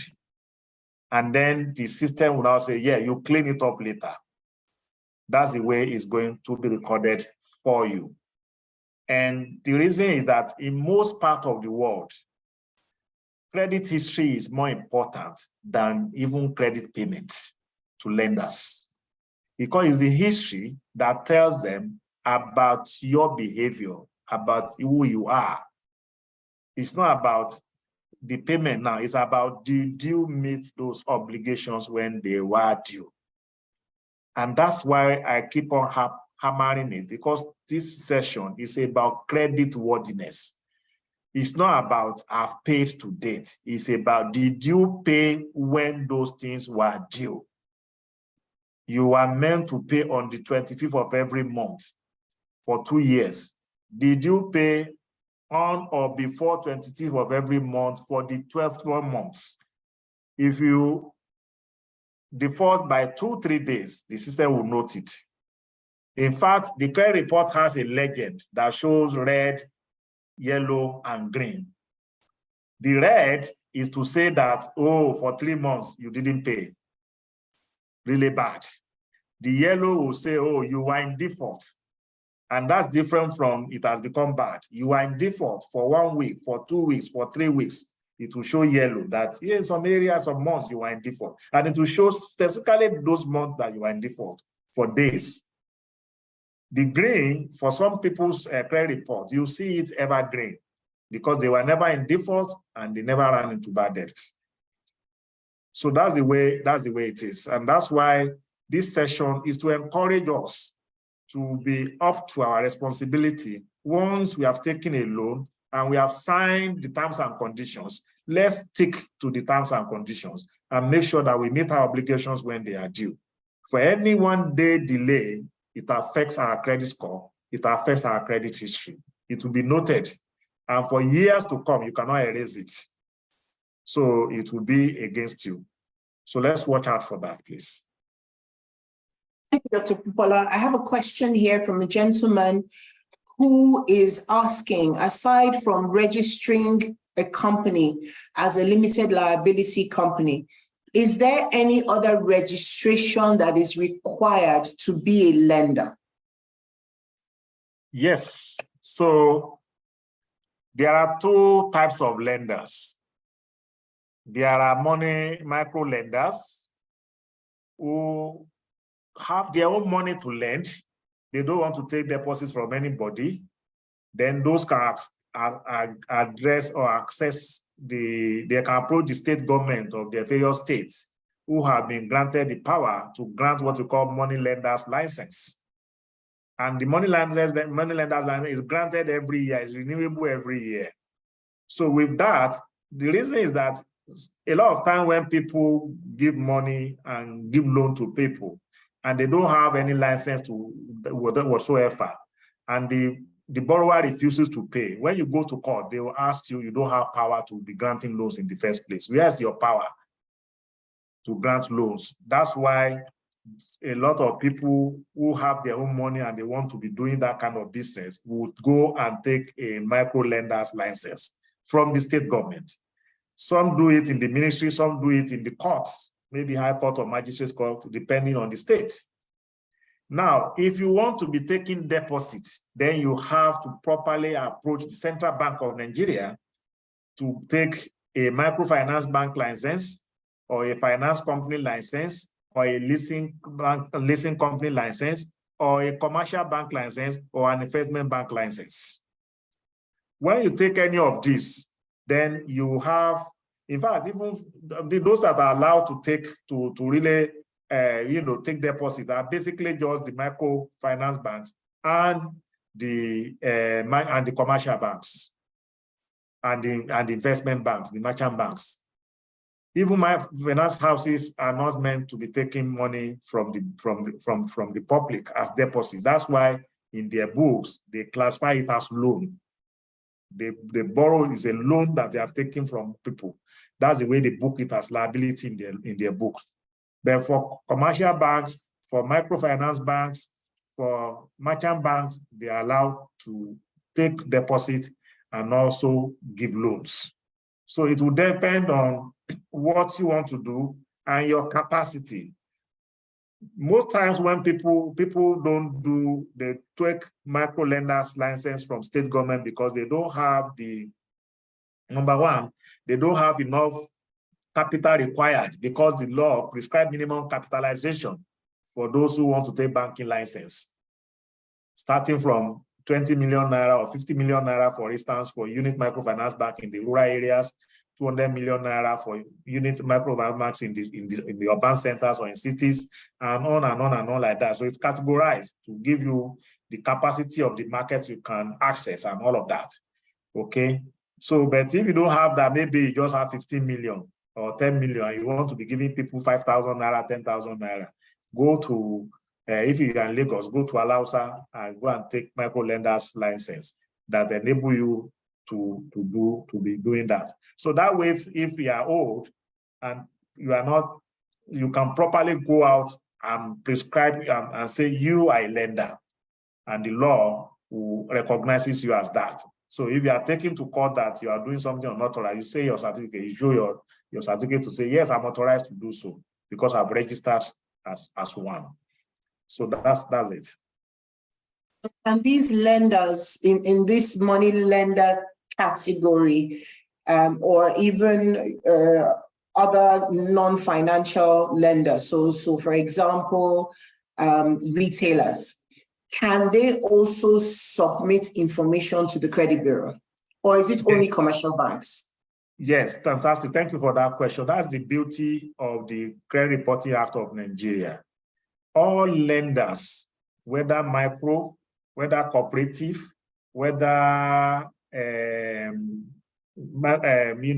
microfinance bank or leasing or finance company or merchant banks or commercial banks, in whichever way they operate as lenders, are actually mandated to use the credit bureau, submit data, register with the credit bureau, submit data, and access information from the credit bureau. Okay, so that's what the law says. It enables you. Now, if you are other lenders or credit grantors, you sell on credit, and you are an institution, you are a company, you also can then also approach the bureau and submit the data. We have institutions who submit data of only two people. They don't have more than 2 borrowers, or people who have taken loans from them, or who have taken goods and services from them. Maybe only 2 people or 3 people, and they submit the data. We have schools who parents are owing and they are not paying because they are legal entity. But you need to be a legal entity for you to benefit from the service of a bureau as data furnishers. And the reason is because it's a creation of the law. We want laws to determine what we do. And in case of anything, it's a company that is being held responsible, not an individual that may not be covered by the law. So if you are an SME, for instance, that you are a limited liability company and you sell on credit, you can access the bureau. So once you access, if somebody wants to really take your product or your service, you can really conduct a search on them to know whether they already have had serious exposure to other institutions or other banks or other even companies, and whether they have, it gives you opportunity to know whether they even have the capacity to take on more loans or more products on credit. That's the beauty of the bureau. And that's why I told you earlier that for CRC, for instance, all telco companies, distribution, electricity distribution companies, pharmaceutical companies, schools, cooperatives, travel agency businesses, real estate businesses, all of those are subscribers to the CRC platform. And so if you operate like that, or you have, by your transaction, people borrow from you, or people take your credit, your products on credit, you can subscribe and be a member of the bureau. If you have any information you want, just go to support@crccreditbureau.com. We then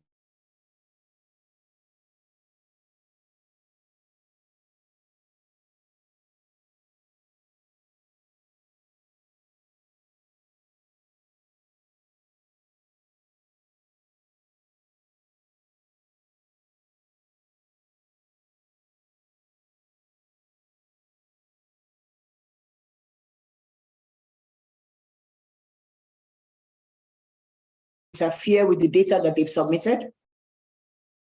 The bureau doesn't interfere. The bureau is a neutral third-party institution. Keep your information as is. So we don't tamper with the information. We don't embellish it. Let me put it that way. But we aggregate it. Okay.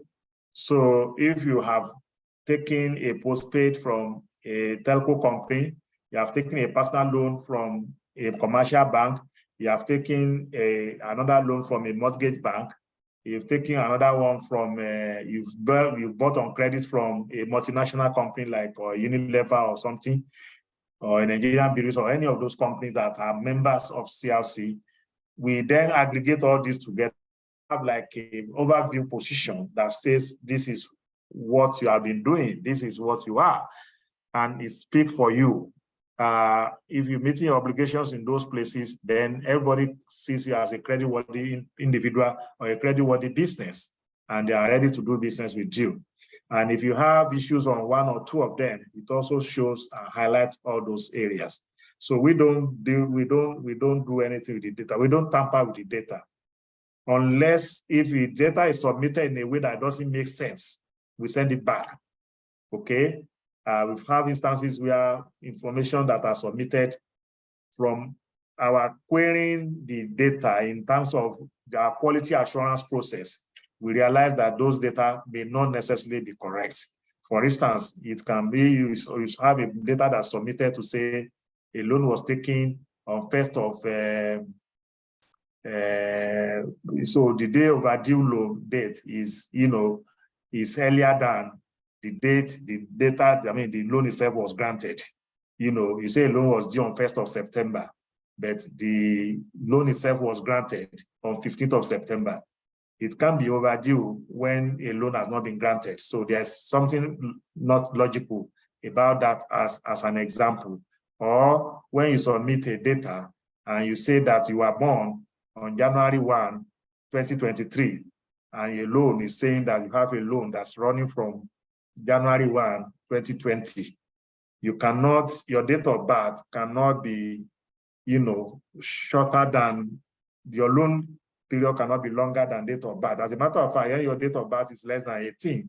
By law, you are not even supposed to take a loan in the first place. So there will be a query on that kind of information. So when you also we interrogate, our system is configured in such a way to be able to question, to rationalize some of the information. And when it doesn't speak to rationality, we don't even tamper with it. We just send it back to those who provide the data and say, look at this again.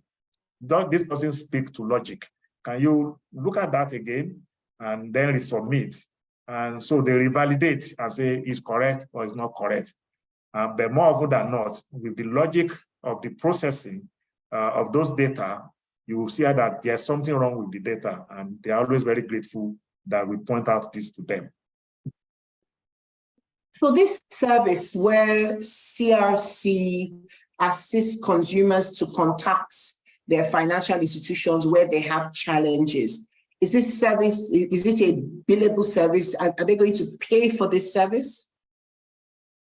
Yeah, so it depends. As we speak today, we conduct a lot of the services free of charge. But CRC is setting up a credit management and credit consulting services that even help consumers to take up responsibility of managing those processes and figuring out and cleaning up those information with the credit grantors. That you will subscribe to by fee. Okay, so that you have to pay for that.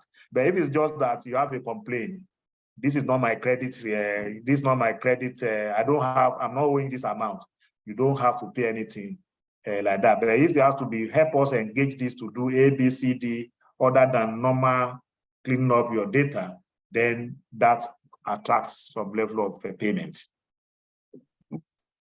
I have two questions from a gentleman who says he has a credit score in the UK because he currently lives in the UK, but he still maintains some financial ties in Nigeria. So he does mobile data, house rents, bank accounts, and so on. And he's asking, can he use his credit score in the UK from the credit bureaus, so example, Experian, TransUnion, ClearScore, to access loans in Nigeria? That's his first question. And then his second question is, can CRC access his credit score information in the UK? All right, so thank you. For the first question, that would depend on the financial institution, if they will accept to use the credit report or credit score from other countries for the purpose of granting a loan in Nigeria. So that will be for individual credit grantors to decide. I don't know what obtains in a lot of institutions. I guess some may be practicing it, some may not be practicing it. After all, the Nova Credit that we have engagement with, it means in outside Nigeria, some of them rely on the credit score and credit report in Nigeria to grant loan to our people out of the country. So it's also possible for us to have some financial institutions in Nigeria who will be ready to grant you credit on the strength of your credit report from outside Nigeria. But I cannot give specific example on this platform now. Now, relating to the second question as to whether we can grant your credit report, or can grant access to your credit score and credit report from outside Nigeria to financial institutions, to other institutions in Nigeria? No, of course, no. The reason is that there is a law. Law is very sacrosanct around protecting your data. And there is a limit to which access can be given to us or to other credit grantors to access your data from various sources. Every institution, every territory tries to protect the data of their citizens within the territory where those institutions are. So that extent, we don't have that kind of relationship to say, oh, you can access the credit report or credit score of Tunde Popoola, who's based in UK, through CRC Credit Bureau. We don't have that kind of arrangement as we speak. Thank you, Dr. Popoola. I think one of the challenges some of our MSMEs have is the distinction between what is a loan and what is a grant. Because I have a question here from a gentleman who says that he urges CRC to reach out to Nigerians who always feel loan from CBN and other government agencies automatically turns into a grant, should not be paid. So I think a lot of our MSMEs do not know the difference between what is a loan and what is a grant. So if you could please use just a few minutes to explain the differences between the two. Thank you very much. So a grant, let me start from a grant. A grant is a lump sum or a periodic sum that is given to an individual or a business that is not expected to repay. So it's a gift. A grant is a gift. You are not meant to repay it. It can be given for specific purposes or for specific transaction or to access specific product or services. Okay? So a grant can be given, for instance, to import, for fertilizers to farmers and say, hey, you farmers, this is 500,000 grants for you to buy fertilizer. So that's giving is a gift by whoever is giving it, more often than not, a government or an international organization. Okay? So you don't have obligation for repayment on that. I think the obligation you have on that is for you to use it for the purpose for which it was granted, okay, and not to divert the money to do something else, or resources to do something else. And that's why a lot of times, grants always do not come in cash. Grants always come in form of items or resources. It can be physical, it can be capacity building, and so on and so forth like that, okay? So, and a lot of countries do that. A lot of multinational international organizations do that to address gaps that can meet that they have seen, that can either uplift people or take people out of poverty or take them out of challenges that they have. That's grant. Once it is loan, a loan is a credit. Credit by definition must be repaid. Credit by definition have terms and conditions, and it must be paid and must be operated in line with those terms and conditions. Anchor Borrowers Program is a typical form of loans. Credit is not a grant, okay? A lot of intervention, virtually all intervention funds that the federal government through CBN or through Bank of Industry have come up with are loans. They are not grants. Such intervention funds, what makes them different from normal commercial loan is that they have favorable terms and conditions. They have some terms and conditions that are either subsidized or that are made less stringent. For instance, most of the intervention funds carry interest rate of 9%. In fact, during COVID, they reduced it from 9% to 5%, whereas commercial loans will normally take up to like 18% or 21%, depend on the tenor, the amount, and the institution. Okay, those are loans. They are not grants. Okay, they may also be granted based on extended tenor. So maybe under normal circumstances, commercial bank will not grant a loan to for a particular number of years. An intervention fund will do that and grant for so many years. As a matter of fact, can have moratorium to say, oh, the first 12 months, don't pay anything. Thereafter, you begin to pay and pay for 10 years. Whereas a commercial bank will never grant you a loan, maybe under agriculture, to repay over 10-year period. It's a long time, it's too risky for them. So those are the kind of things that you see. Or it can be a situation where the amount involved, commercial banks may not be able to be ready to amount because of the size. Okay. Or it may be for specific industry, specific sector that commercial bank consider risky, and they will not ordinarily grant loans to such sectors. Aviation, manufacturing, even agric, like fish farming and all of those, these are risky businesses that normally a typical commercial bank run away from all of these transactions because of the risk element in them. But because governments want to direct people, want attention of people to go into it, to produce either for the market or to meet market gaps or to encourage those who are there or to provide employment opportunities, they will put taxpayers' money there to grant us loans under circumstances that are completely more generous than what a commercial bank will do. So this is the difference. These are the differences. And I think it should not really be mixed up in any way. Thank you, Dr. Popoola. And I'd like to take you back just a little bit to when you spoke about forbearance, because we have a question that says, speaking of forbearance, for all its customers presenting a valid reason for default. Sorry, you skipped a bit. I didn't hear that. Can you? Okay.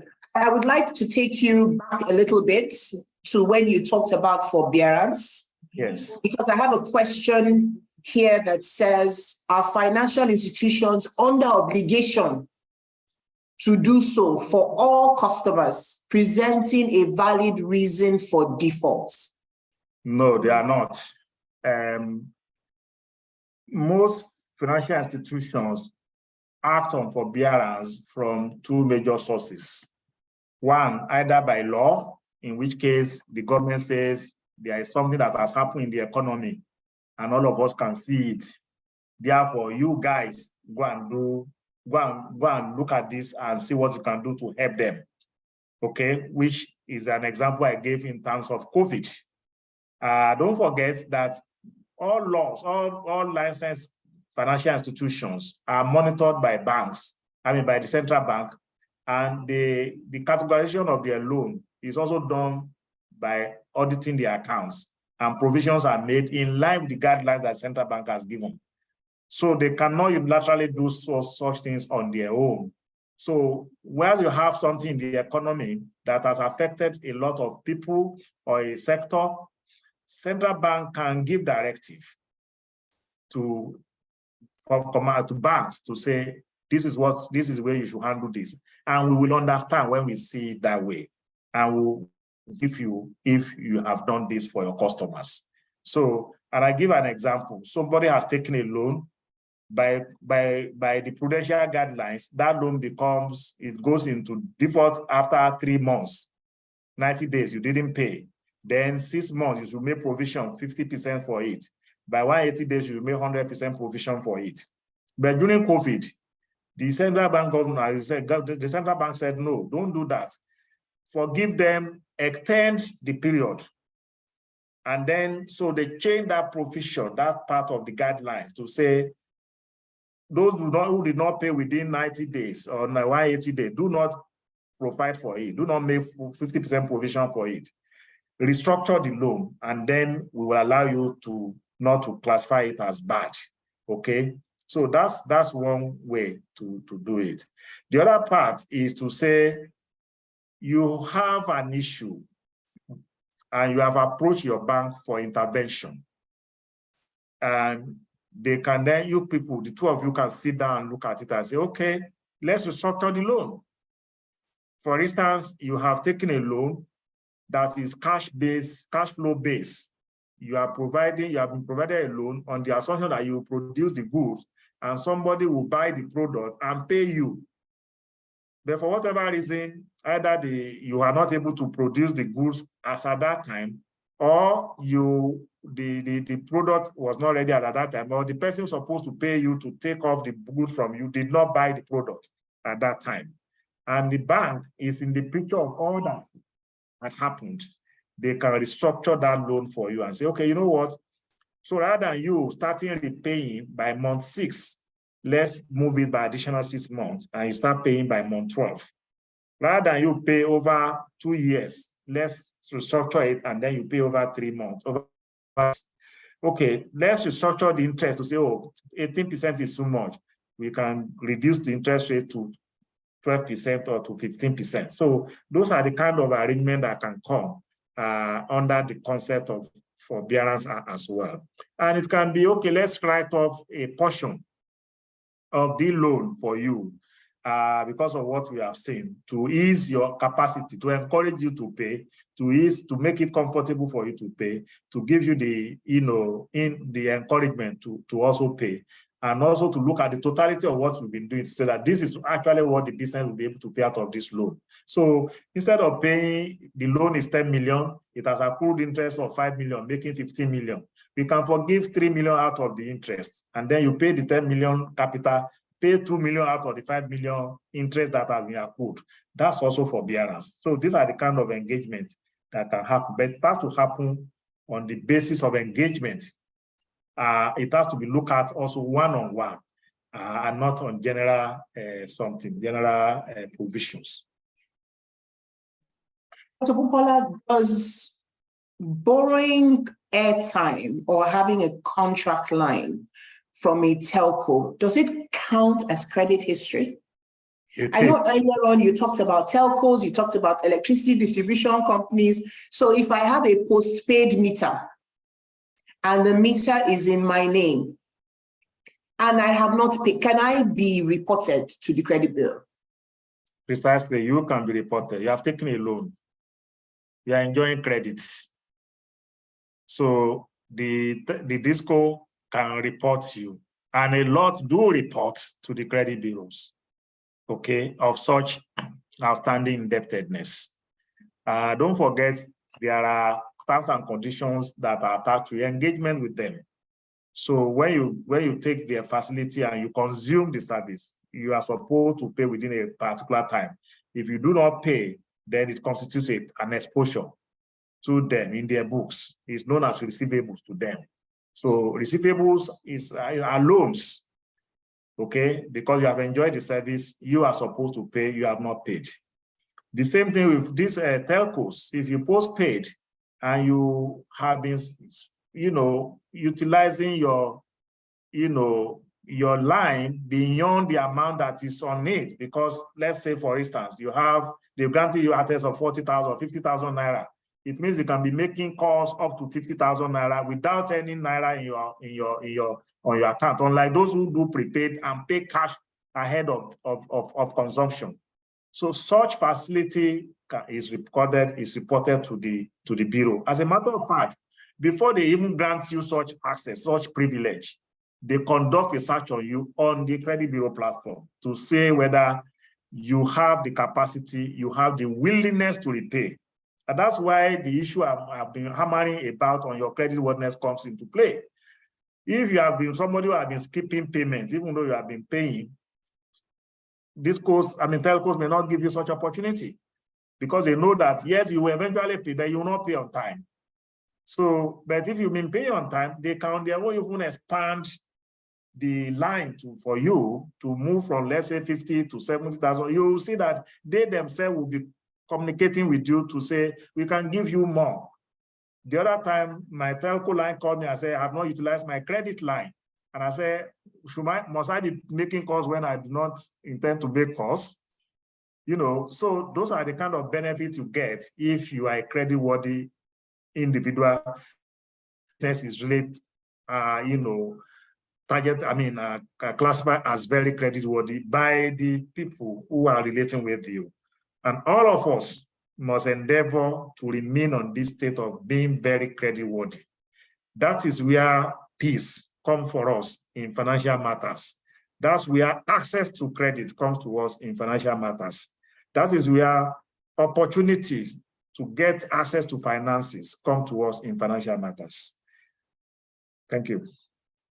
Thank you, Dr. Popoola. We all together today, we've had over 100 questions from the beginning of this session to date. I know we're supposed to close this session at 12 o'clock, but because of the number of questions that we have and the impact that we're making on people's lives, I would like to extend by another 5 to 10 minutes. And so I would just ask 2 more questions. And one of the questions is, if I am already bad, I have been late in my payments, I have a bad credit score, what can I do to begin to be good, to be seen as good? What can I do to begin to repair it? That's the first question, sir. Fantastic question. So once you have found yourself in this state, you have to go simmer down and take some time. The first thing is to go and correct all that you have done in the past. If you still have outstanding, please go and clean it up. If you have outstanding loans, outstanding obligations, exposures, in whichever way, make sure that you visit or engage each of the institutions and clean up and get evidence to show that you have been cleaned up. Okay? So clean up can be dumb account that has been written off, for instance, because they know they haven't seen you for years. They have written it off, but they have submitted it to the bureau. So they know that one day you will come around and say you want to borrow somewhere. But for you, you thought they have forgotten about it. Cleanup could be, okay, a loan is pending and you are still discussing around, forgive me on this, let's share this and all of that. You have to go and settle all those obligations. So once you have done that, then you have become clean. Now, individual institution now will now determine at what point will they start engaging with you. Some can start engaging with you immediately and grant you loan immediately once they see that you don't have any outstanding debt from previous obligations. Some other institution will say, no, let's give some time. Operate your account for some time. Let's see how you behave before they start giving you. And let me also say that this also could affect terms and conditions that are attached to your obligations. Because of that historical, not too good historical circumstances, some who want to relate with you now will be much more conscious of the fact that they need to protect themselves against you. So they can ask you for collateral or more comfort than ordinarily they would ask a typical person or entity that do not have bad credit in the past. Some may say higher interest rates. You have to pay higher interest rates than what a normal typical individual will pay. So I give you an example. You want to take a loan of 10 million naira. I bet they've seen that you have a bad record in the past, even though you have cleaned it up. They may ask you to give collateral whose value is more than 10 million naira, just to secure that your facility, your new facility. So it can be, if it's shares, go and give us shares that is worth 15 million naira. If it is property, go and give us a property that's 20 million naira. Even if it's cash, they may ask you to give all them cash, or that's 12 million naira, more than the cash, the loan you want to take from them. Okay? Number one. Number two, they can give you interest rate as is 23%, even though ordinary person will get 18%. Okay? So you see that you still pay for that sin of the past in one way or the other. But it's good to come back and do that, and now be very, very meticulous in meeting your obligations. And maybe 6 months thereafter, 1 year thereafter, then everybody believes that you are fine now. And then you can become a normal creditor and have access to credit on the normal terms and conditions. Okay, so we've been talking a lot about data. We've been talking a lot about the institutions that provide data. But what kind of data actually goes into the credit bureau? Is it only data on people who have defaulted? Or is it a mixture? Because I have a gentleman here who is saying that, is it possible for individuals to be notified when they're being reported by a financial institution, especially all these loan shark platforms, at least a month's grace before initiating any blacklisting? So what kind of information? Is it all information that comes into the bureau that is a bad information, or we're being blacklisted, as the case may be? Good question, very good question. First, the credit bureau in Nigeria is not a blacklist institution. It's not a company or an entity or a vehicle that's set up to blacklist. It's not a company where when your name is there, it means you are a bad borrower. No, that's not the essence of a credit bureau in Nigeria. In some clients, that's what it is. Because the bureau has information that are negative and they have information that are positive. Negative information means information on just bad loans alone. And there are certain countries, that's what their bureaus are meant to do. You submit to them only when somebody's loan has gone bad. Okay? But in Nigeria, the bureau is for all credits, right from 1 kobo to 1 trillion or any amount that it is. And it's meant to guide both the lenders and the borrowers. It will help the borrowers who are good, who have good credit history, to be able to have access to credit. Okay? That's why a lot of time we even encourage people to take loans so that their name can be in the bureau. If your name is in the bureau, it's not negative. It's not a bad thing. It's not to say, oh, it's a black box or it's a black book. No. A bureau in Nigeria is just a repository of data. It's a center for data. And if your credit information is good, a lot of institutions are running after it to be able to show that they can locate you and offer you generous terms and conditions, generous facilities and loans that you can benefit from. So that's why you should actually be encouraging yourself to see how your name comes into the bureau by taking a loan, okay, or a postpaid service. That's the first thing that I want to say under that. The second thing is that bureaus, those who have given you loan, are obligated just to notify you that they have submitted your data. They are not supposed to seek your consent. They will seek your consent when they want to use your data. If they want to access your data from the credit bureau, it's obligated on them to ask for your consent, which you will have given when you are opening an account or when you are trying to borrow or when you put your application for loan. A lot of people don't even remember that they have done that, and that's the issue. But for submitting your data, they are not obligated to get that permission from you to be able to get the information down to the bureau. And the reason is very simple. When you are owing somebody, you have an obligation. He has data. It's his own money that you are owing, you are holding on to. So he could submit it. That's number one. Number two, the bureau is a creation of the law. It's not just submitting your name to anybody. It's submitting based on what the law says that should be done, okay, to help you to get more loans in the future. And that's why quite a lot of people have been able to use the creditworthiness status they have in the bureau to open up opportunities to have access to more credit from all various sources or various lenders.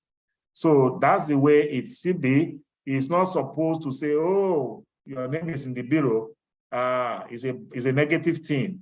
It's bad. No. That's not it. You should actually make sure that your name is in the bureau for good purpose. And good purpose means you have borrowed, or you have bought on credit, and then you make sure that your name comes onto the bureau, so that once they are doing credit scoring or credit scoring, they can see that your name is there. Remember what I said before, if your name is not there, you can even be perceived as a risky person, because nobody knows what you can do, because nobody have information about you. And that is even much more dangerous than when your name is in the bureau. Thank you. Thank you, Dr. Popoola. Do you have any parting words for us? Okay, so I've said part of my parting words at 12 o'clock. So I want to restate that today, I want to thank all of you that have attended this session. The session first is on creditworthiness. And to tell you that the bureaus have come to stay. All of us in Nigeria, we say that banks don't give loan, they don't give us credit, they are only giving people who they know, and so on and so forth. That's what the bureau is meant to address. And that's what the bureau is addressing. And that's why you've seen that the credit space has been opened up to a lot of practitioners, a lot of institutions who want to give loan, but they are looking for credible people who are credit worthy. So it's left for you now to go and make yourself to be credit worthy. Meet your obligations when you take a loan. Meet your obligations when you take any product on credit. When you consume any service, whether physical service or intangible service, like telephone, electricity, pay on time. And don't pay at your own time. Pay on time based on the terms and conditions. That's the only way you can remain creditworthy. Remember that you have paid a loan today does not mean that the record for yesterday is gone. No. Your record is going to be in the bureau for years. And everybody will track that. Serious lender will not rely on the fact that you have not owing today. They will rely on the fact that when you had loan in the past, you paid as at when due. And that's the message for us today. Second is to say that the bureau is not a black box. It's not a black institution. It's not a place where you blacklist individuals or businesses. A bureau is to encourage everyone to be part of the credit system. And therefore, it's good for your name to be in the bureau. It's not a bad thing for your name to be in the bureau. But it's bad for you if your name is in the bureau and you have negative records. Negative record means you had bad loans. Third, please approach your institution today and seek for your credit reports. Okay? So that you don't look like somebody who has a BP and didn't know that he has a BP until he collapsed one day. Okay? Once you approach CRC, you can subscribe to have your free credit report if that's what you want once in a year. You can subscribe to even more credit report, which you pay for in subsequent times within the year. You can subscribe to your main monitors and alerts that can always tell you whatever is happening about you that people and lenders are doing on your record. You can subscribe to consumer overview notification, credit overview notification, which you call CON, which can be a statement that you receive every month.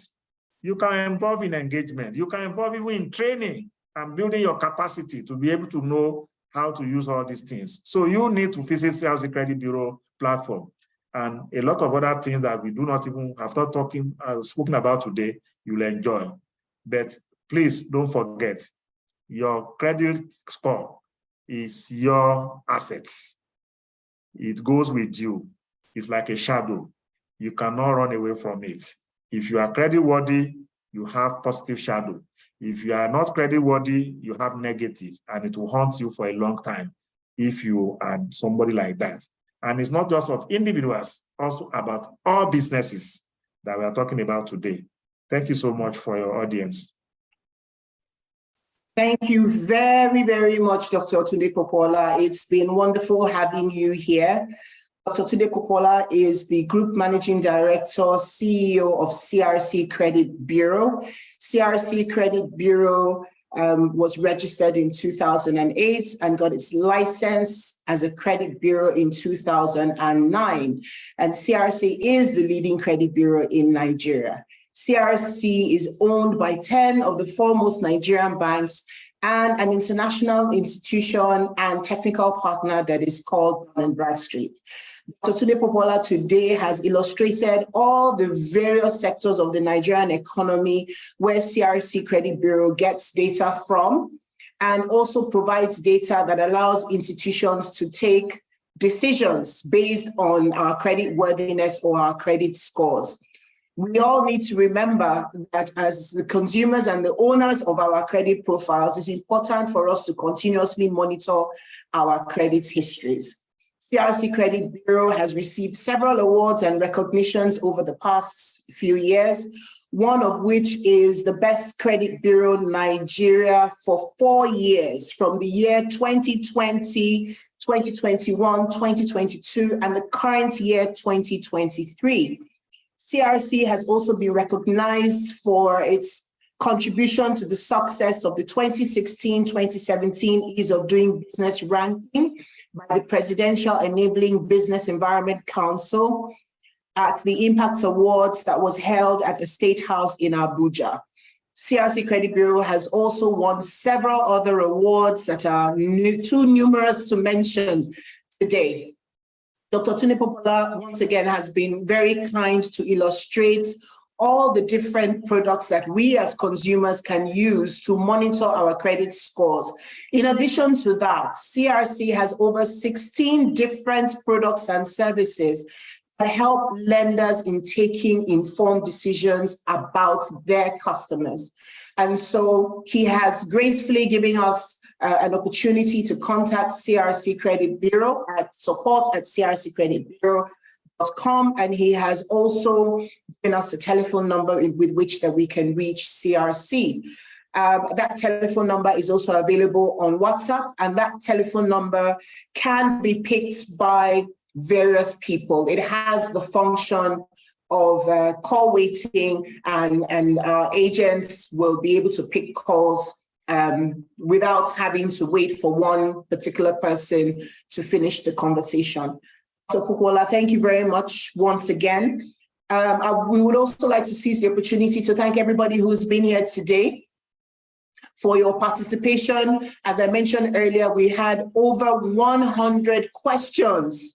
Over 100. And so for us, this means that there's quite a lot of work that still needs to be done. We would most likely be inviting Dr. Tunde Popoola once again to share his wealth of experience. We would like to thank the organizers of this webinar and those who have also provided support. And once again, everyone who is here today. We've had a fantastic participation from everyone. We look forward to welcoming you to our next webinar. And at this juncture, we wish you a wonderful afternoon. Thank you. Thank you very much. Bye-bye. Thank you. Bye.